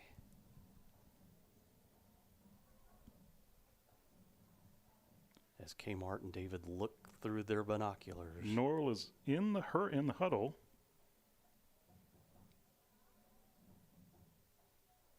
And he is coming out at quarterback. He is indeed, and good heavens, Stewart's coming out also. Wow. So getting some repetition here. 7:20 exactly remaining here in the 3rd quarter. 1st and 10 for the Warriors. Twin receivers right side. Stewart offset left. And Stewart with the ball up the middle to the 20. 15. They just can't get him down. The entire defense drags him down at the 10-yard line. Unbelievable. A 20-yard gain with at least 10 of that. He had men on his back, and he just bowled forward. Amazing run by Damani Stewart. And, wow, I'm going to say it again. It's just you can't have a better running back than that. It's staggering how good he is and how strong he is and durable. Just doing a terrific job here tonight. So 1st and goal from the 10-yard line. And the clock now rolling once again right at 7 minutes. Coaching staff taking a few extra seconds to get the play in. Oh, they reset the play clock. There we go.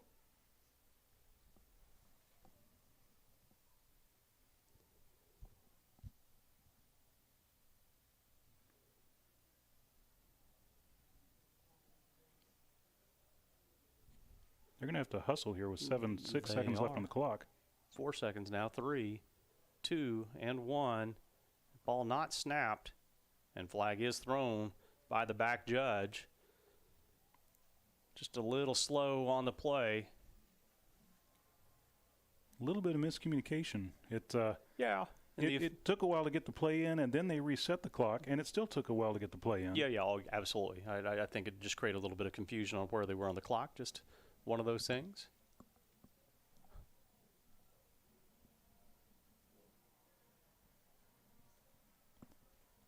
Offense lining up again. Stewart to the left. Faking the handoff. Norrell keeps it up the left side. Gain of about 7 yards. 6 yards, gets inside the 10-yard line.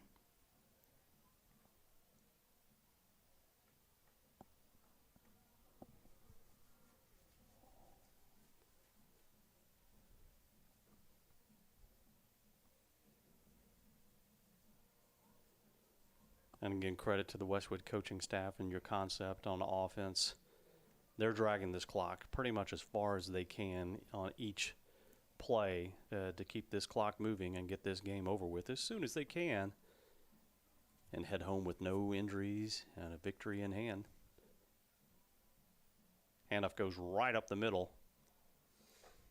for a short gain, looks like inside the 10-yard line. Down to about the 5. Pretty close, and I think the 5 is the mark, so it will be 3rd and goal from the 5.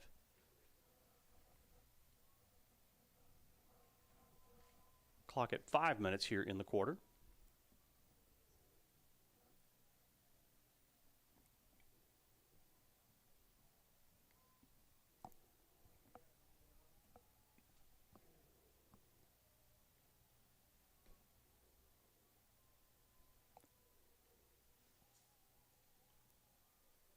Ball handed off, but gobbled up by just about the entire Bastrop defense. And even though they stopped it, they just can't really get him down, which I just find to be amazing. So 4th down for the Warriors. And it looks like the Warriors are going to go ahead and do a field goal attempt, something they've not done so far this game. But hardly more than an extra point attempt. The ball will be set up at the 11-yard line, so a 21-yard field goal attempt.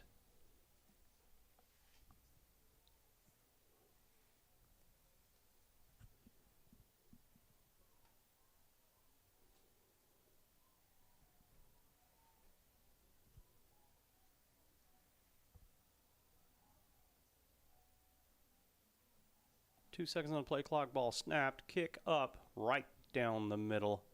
Your new score, Westwood 52, Bastrop 7, 3:49 remaining here in the 3rd quarter.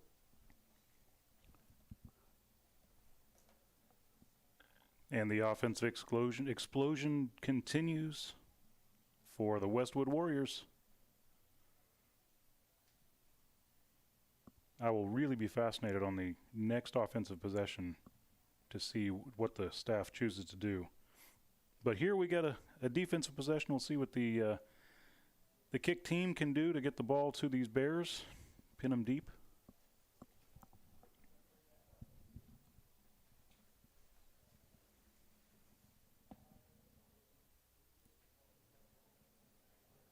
A little bit of a change in receivers for the Bears. They've sent out number 6, who is Pauly, and number 4, Keyshawn Moore.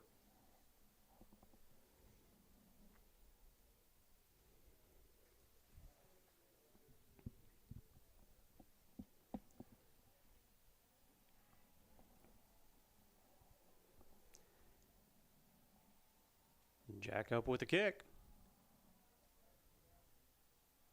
Down about the 15. Racing across the side, trying to get to the perimeter, and does, out to about the 40-yard line, but then taken out of bounds.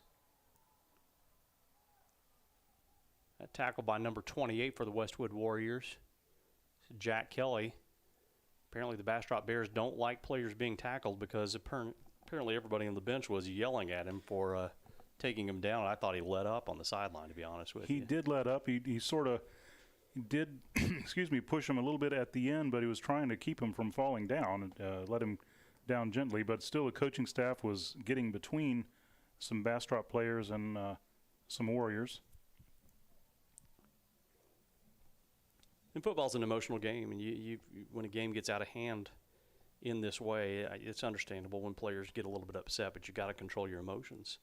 And we'll see if they're able to do that. But also, this being their homecoming game, they might take a little extra offense as well.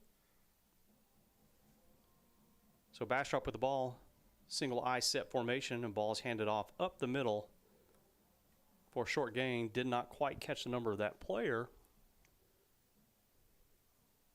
but it will be 2nd down. It looks like about 8.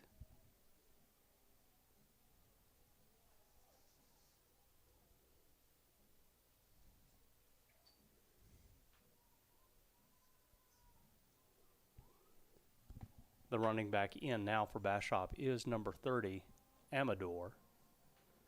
Ball snapped, kind of dropped, but then a good pass out in the left flat. Missed tackle, looking like the Bears have gotten a 1st down, and they do. Another good catch by Keyshawn Moore, able to slip past the first tackle and get out past the yard marker for the first down. Oh. Third down, yeah, a little short of the marker. Us. Yeah. It looked like they were moving the sticks. So 3rd and 1 is the call. Twin receivers to the right. Amador in the eye behind the quarterback. Ball is handed off. No, it's not. It's roll out and a quick pass out on the flat. Caught, taken out at the 46-yard line. It will be a first down after a gain of 2 for the Bastrop Bears. Actually, where the mark is, they're moving the yard markers, so it is a first down. But where the linesman marked him out on this near sideline, it was really close to not being enough. I think that's not a fair spot. I don't either. I think it's just a miss because I thought he easily, based on what we saw, had gotten the first down by a couple of yards. But nonetheless, a first down it is for the Bastrop Bears. 2:18 remaining in the third.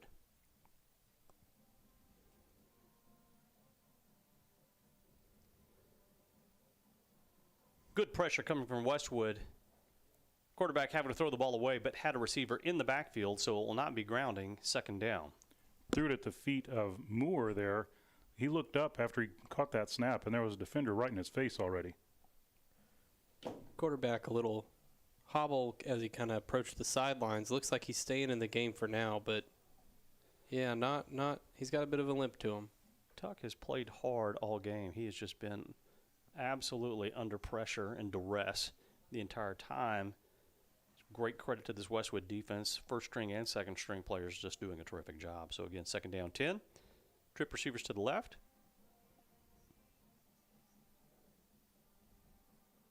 Tuck throwing the ball down the field. Well covered on the play. That ball intended for number 6, who is Pauly. It will be 3rd down and 10. Just over the outstretched hands of Pauly. If he had been able to reel that in, he had a little bit of area to work with. There was not a defender right on top of him. But it fell to the ground harmlessly.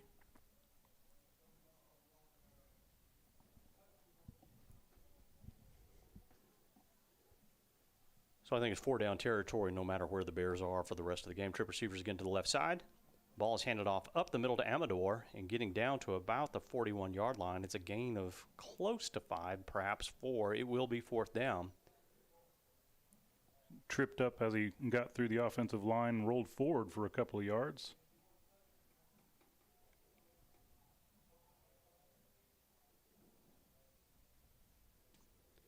Tuck now having the play call, coming to the sideline. About 20 seconds remaining here on the play clock. And just a bit more than a minute left here in the third quarter. Amador offset left of Tuck. Tuck looking over the middle, looking, not seeing what he likes. Rolling out to the left side, but great pursuit coming from the Westwood Warriors and nothing doing. He's going to be taken down for no gain. And a turnover on downs to the Westwood Warriors with the ball marked at the 43-yard line. Tuck took a hard hit on the far sideline. He's slow to get up. Indeed, hopefully he's all right over there. Indeed he is. He got wrapped up pretty hard. No question about that. But again, it will be a turnover on downs. Tuck is up on his feet. And just as Evan had mentioned earlier, he looked like he might have been a little bit hobbled, and just having to run around the way that he did may be enough to perhaps end his night for him, because certainly don't want him getting injured here in the ballgame. So, as we noted, Westwood will take over the ball with just over a minute remaining here in the period. We do get one shout out here for the announcers for the wonderful job we do. Well, we appreciate that commentary. We enjoy doing what we're doing here and glad to bring it to you.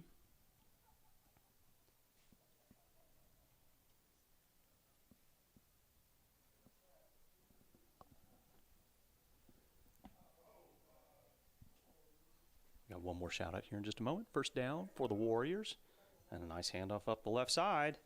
New quarterback in the ball game, I believe, if I'm not mistaken. Am I saying that right? It's Mike Davis? It is, number 12. So the senior tight end now doing a little bit of quarterback duty. Love to see it. And you do have in at running back Sutton, the junior running back. As the clock is rolling now under 40 seconds here. That one more shout out here is a shout out to Cooper Case for being a great role model for many of us younger warriors and giving me rides home. I love that. It says, watch out for number 52. And that's from center number 3. Awesome post. Thank you for that.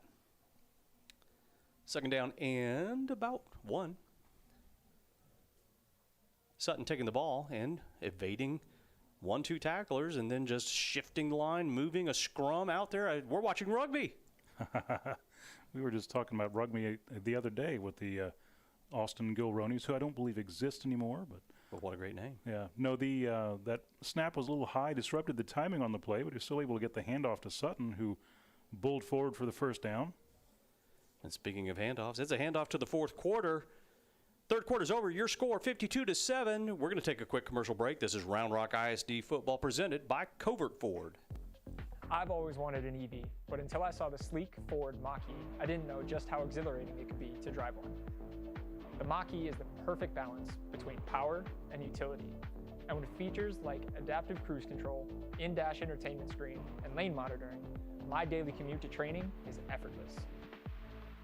If you're looking to make the move to the Mach-E, visit Covert Ford in Austin, where you'll become part of the family. CovertFord.com.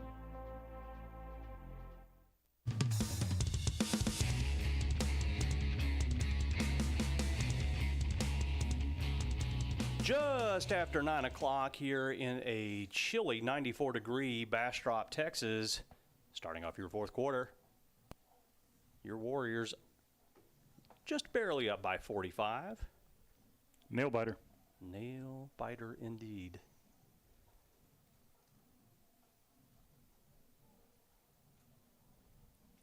They will set up at the 45-yard line.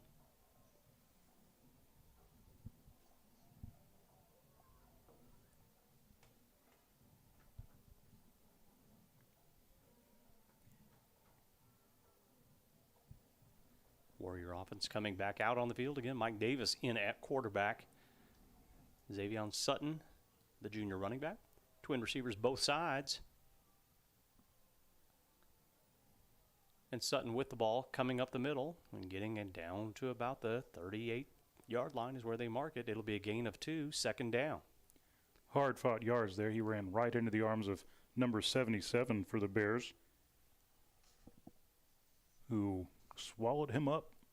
Was not going to let him get a big gainer there.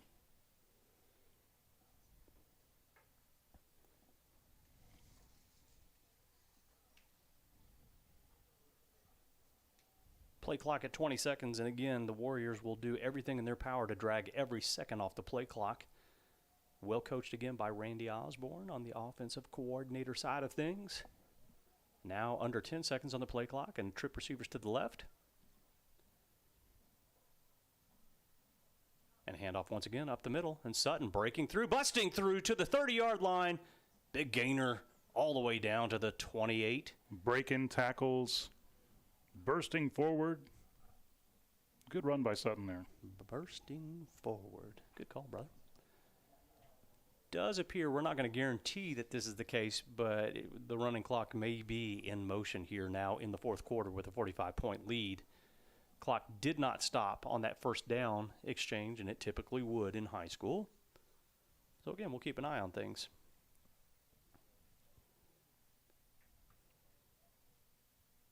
Play clock now down to 12 seconds. Twin receivers again, both sides.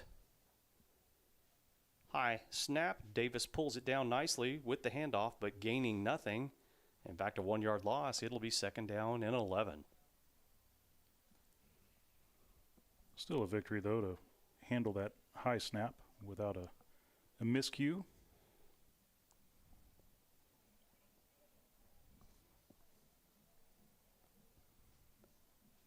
Game clock now under 10 minutes. Your play clock right now at 20 seconds.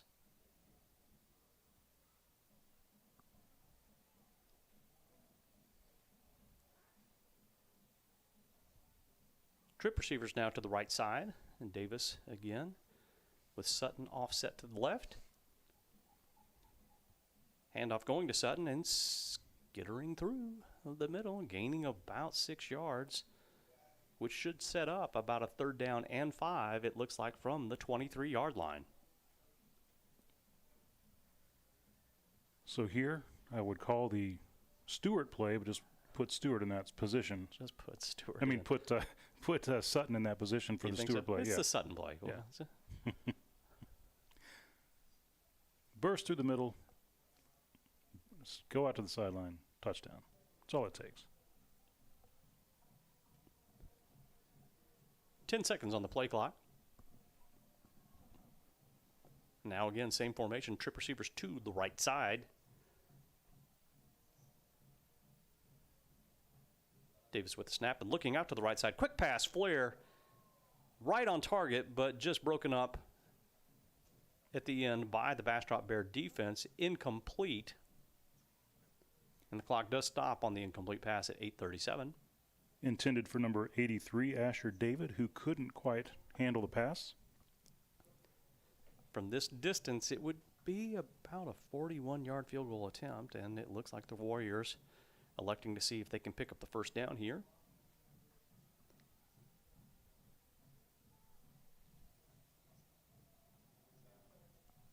Ten seconds on the play clock. And again, the same formation, triple receivers to the right side. Now 4, 3, 2, 1. Ball's handed off to Sutton up the middle, but flags on the play or a timeout is a timeout called by Westwood at the last minute.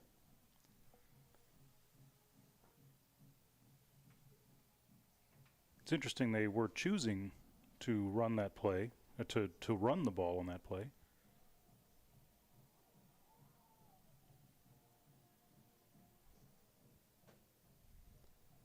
We'll see if we can find y'all some scores here.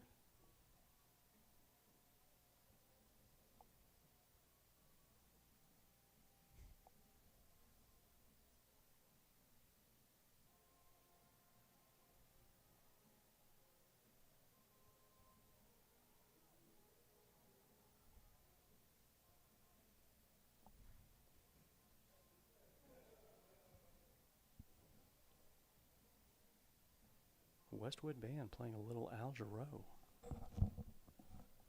Playing Boogie Down over there, folks. It's old school. I'm impressed you can hear it. I can't with my headset on. Man, didn't we play that song in high school, Dave? I told you it's old school, man. Man. Al Jarreau. I don't think Al Jarreau's been with us for a long time. So a 3-receiver bunch set on the right side, 1 to the left. 20 seconds on the play clock, ball snapped. Rolling out right side. Pass downfield and caught down to the 16, 15, 14, 13-yard line. It's a first down for the Warriors. Great play by your backup quarterback, Mike Davis. Reception by number 8, Tim Kim. Great catch and way to keep those feet moving and pick up the nice first down for the Warriors. Move the sticks and get set up for another series of downs. Have not gotten to say the name Tim Kim very often. Good one. Great name. Ball marked at the 14-yard line. And Westwood dragging the clock. Now under 10 seconds, down to 5 seconds on the play clock. Handoff Sutton. Middle left. Now back off to the right. Inside the 10. And stopped right at about the 8-yard line. Good vision by Sutton there. He got up to the line and could tell there was nothing going there, but he saw a hole to the right, was able to change direction. He was. Yeah. So pickup of 6 on the play. It'll be 2nd and 4.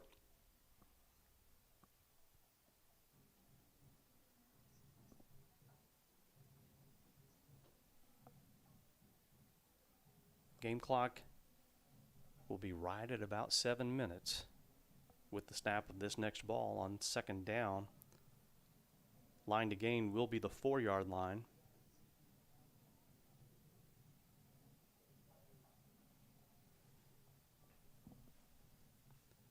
Sutton taking the ball up the left side, through the middle, churning into the end zone. That's a Warrior touchdown. Excellent run by Sutton there. That hole was not very big, but he picked his way through, bursting forward to the end zone. And Your Westwood Warriors currently leading 58-7 as we get lined up for the extra point.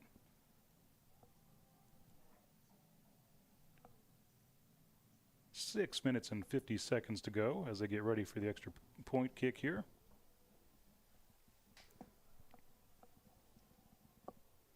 Snap is back, kick is up. And a late signal, but it is good.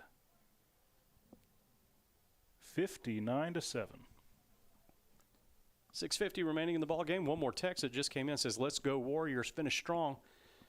And the name is Abe Wren. Not sure who it is.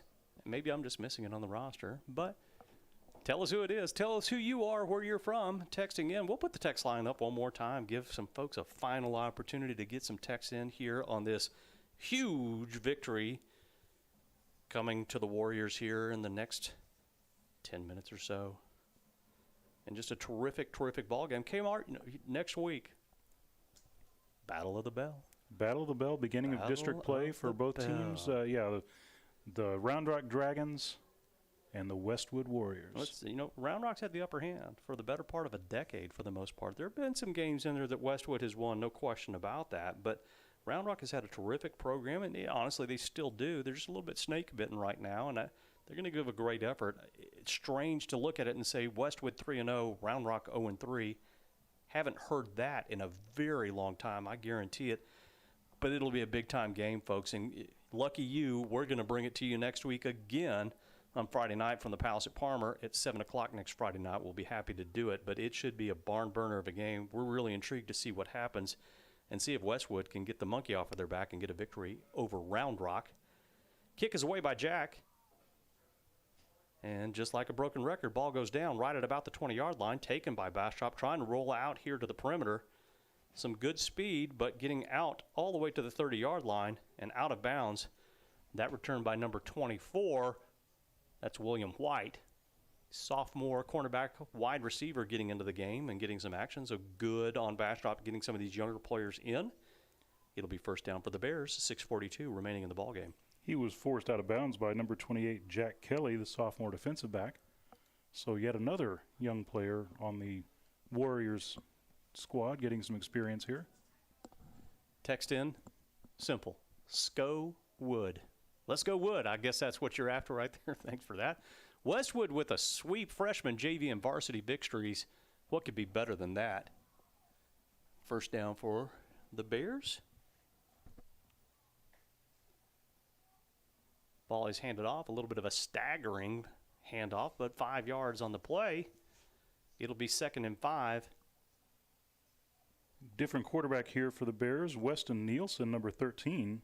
Yep, back in the game. The freshman quarterback got some action a little bit earlier at the end of the second quarter with the infamous backwards pass. But good on getting this young man a little bit of experience here late in the ball game. Single receiver set both sides. It would look like it was a little bit of a false start there, but not called. And a good run by Bastrop up the right side, getting the first down, a gain of about 9.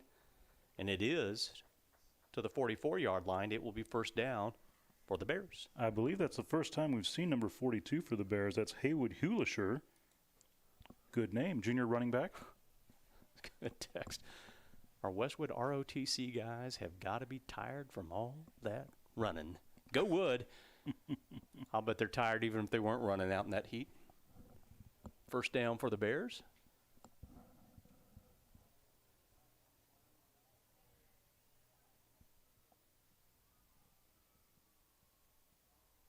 Nice pursuit and good tackle. Number 61 on the tackle for no gain. Paul O'Donnell, the senior offensive line. He's listed as an offensive lineman, but yes, playing both ways here. Yeah, I think I could say pretty confidently that the Westwood RTC are the only people in the stadium wearing pants and long sleeve shirts. So yeah, quite a stuffy environment for them. Might have to take them some ice cream down to the field after the game.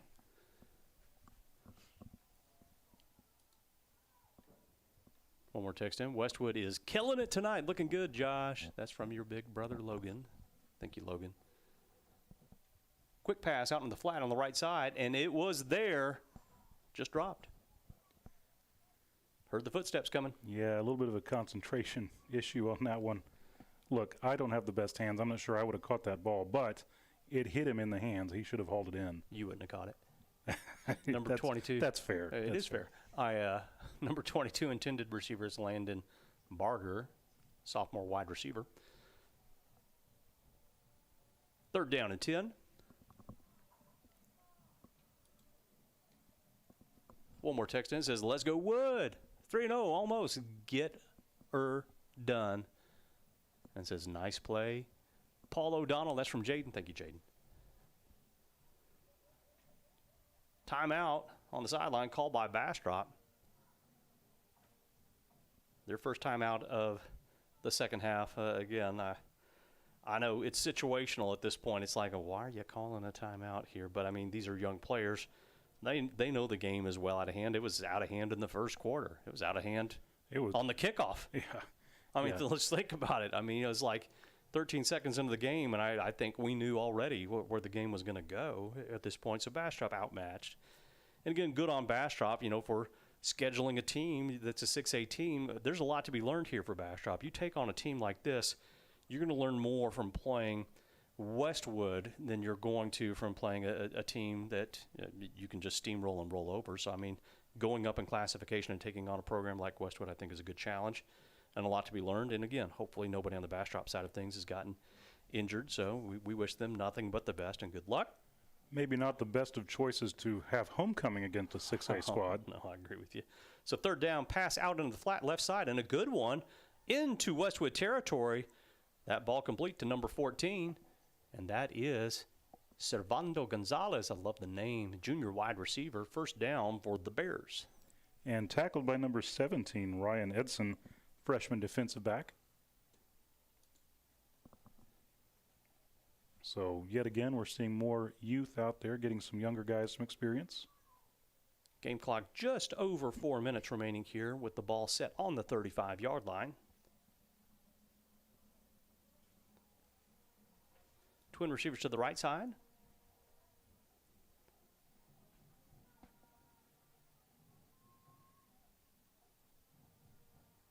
Nice pass actually into a tight seam. That ball thrown to number 17 for the Bears, and that is Zach Wilkinson, freshman wide receiver. Gosh almighty, they've got young players out on this field. Jack Kelly with the tackle for the Warriors. That's one thing, one great thing to take away from this Bastrop team is they may have struggled tonight, and, some of that is going to be due to the size of the schools and the size of the matchup, but having this many young players on the field means that they have a lot to build off of going forward. Not wrong. Ball snapped just a bit over the quarterback's head, and oh my gosh, Warriors everywhere. Not what any young quarterback wants to see. And a tough play, marking it back after a good gain on 1st down on the slot pass on the left side. That is a loss of about 10 yards. Looks like back to the 40-yard line, and it is a loss of 12, where it will be 3rd down and looks like 15. Paul O'Donnell and Chase Cunningham wrapping up the quarterback after the miscue on the snap. Paul O'Donnell again. Yep. Having some good plays here late in the ballgame. 2:45 on the game clock.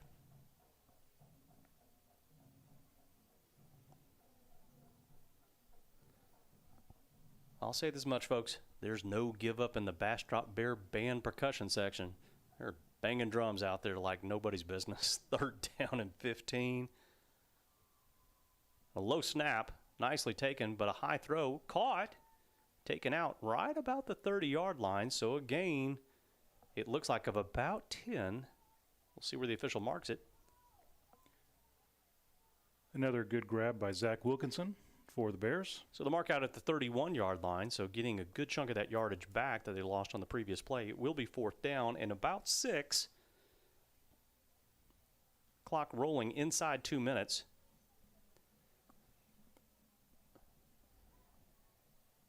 I would imagine that they'll bring a little bit of pressure, try to disrupt the timing on this, try to preserve the score as it is.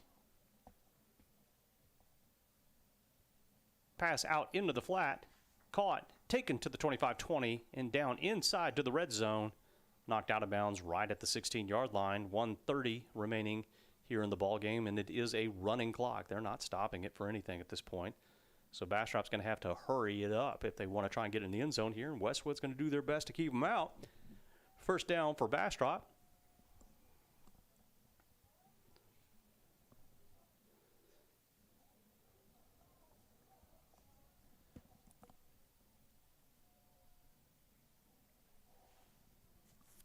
Twin receiver set, left side. And now 1 minute remaining in the game. Ball thrown deep into the corner of the end zone. Well defended by Westwood. Incomplete, overthrown. Clock stops on the incompletion. 53 seconds remaining. Believe that was Chester Bennett on the coverage out there, knocking that ball away. Chestnut. There it is. You gotta like it. We were looking for the text. We never saw it. Love the nickname. So again, second down and 10 from the 16-yard line. And clock stopped at 53 seconds. Once again, twin receiver set, left side. Ball snap, rolling out to left side, throwing into the end zone. Back in the flat, in the corner, and it was there, but just overthrown a bit. Ball intended, number 14 for the Bears. Again, that's Servando Gonzalez. Incomplete, third down. Really nice play call there. Running the quarterback, rolling out left. Delivered the ball out to the corner for the receiver, but it was just a little bit outside. And even on the incomplete pass now, it's been inconsistent from the box, but it's a running clock. Yeah. They're running the clock on the incomplete pass, so now inside of 30 seconds down to 25. Bastrop not sensing any urgency here and probably not even noticing that the clock is running now inside of 20 seconds. Twin receivers, both sides. And now down to 10 seconds. Likely to be the last play of the game. Good screen out to the sideline, taken down right at the 3. Clock stops at 10, now is down to 9, to 8, 7, 6, 5. Don't think they're going to get one off. That will be your ball game. And Warrior Nation, your Westwood varsity are 3-0 with an absolute throttling of the Bastrop Bears, 59-7. What a terrific ball game by Westwood. Oh, they have 1 second on the clock. Look, it doesn't take away from what I'm saying. They're still 3-0 after this play. I guess they allowed for a timeout, and it looks like the referee is signaling up to 5 seconds on the clock because a timeout called by Bastrop to try to get in the end zone here. Only reason that clock was stopped is because Bastrop trying to, get a victorious moment here. We shall see. Westwood with an opportunity to try and stop at the ball marked on the 2-yard line. And we're happy to call the one more play for you. And I'll get excited again, folks, after the next 5 seconds. I like that about that, Dave. How can you not be excited? You see the burnt orange win like this. They do that tomorrow night, I'm going to lose my mind. Yeah, I'm not counting on it. Not counting on it. Burnt orange taking on the Crimson tomorrow. Crimson Tide. Gonna be something else. Hope I survive.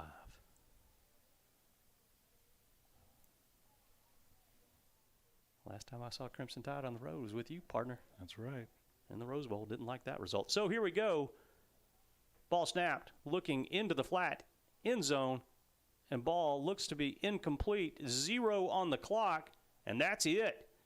Your ball game, as I mentioned, Warrior Nation. Be proud. 3-0 for your Westwood varsity with a victory 59-7 over the Bastrop Bears. Kmart, any final thoughts as this victory is in hand and what's coming next week? Well, we alluded to it earlier, Dave. 3-0 for the Warriors, and the Dragons are 0-3 for the Battle of the Bell over at Kayla Reeves next week. We're looking forward to bringing it to you. But, man, you really have to appreciate what Coach Wood and the staff has been able to put together for the Warriors. The team has been playing great. I'm looking forward to seeing this game. Even though we normally call the Dragons, we call them every week. I'm really looking forward to see what the Warriors are able to do next week in that matchup. I agree with you, partner. Evan, any final thoughts from you? Yeah, as much as this is a tough loss for the Bastrop Bears, this is probably the strongest opponent that they're going to face for the rest of their, regular season here. And they've got a lot to look forward to this season, especially after the start they had. And no matter what, at least these Bears didn't lose to Texas State. Wow. Ow. With a comment of the night, Baylor Nation, hope you're not out there listening to that, but I love the smack talk from the Longhorn over here. Look, I couldn't agree with you guys more. And Kevin, I mean, Coach Wood, Anthony Wood, what a class act. This program, I've always loved the way Westwood runs what they do. Rodney is so lucky to call most of these games for Westwood, but we've been treated to watch them for the last couple of weeks and have the game again next week, and we're going to be proud to bring it to you. We'll be there Friday night from Kelly Reeves, 7 o'clock kickoff, but we'll be on the air about 6:40, somewhere around then. Hope you can join us next week. Again, it's our honor here on the iHSFAN Webcast Network to bring you Round Rock ISD football, again, presented by Covert Ford. Folks, once again, your final score, 59-7 from Bastrop, Texas. So long from Central Texas. You are listening to the Horn Webcast Network, powered by iHSFAN. If you're interested in advertising on or privately supporting this webcast, please reach out to us on Twitter at iHSFAN. All audio rights of this webcast presentation belong to iHSFAN, and any intent to rebroadcast or retransmit must have express written consent from iHSFAN.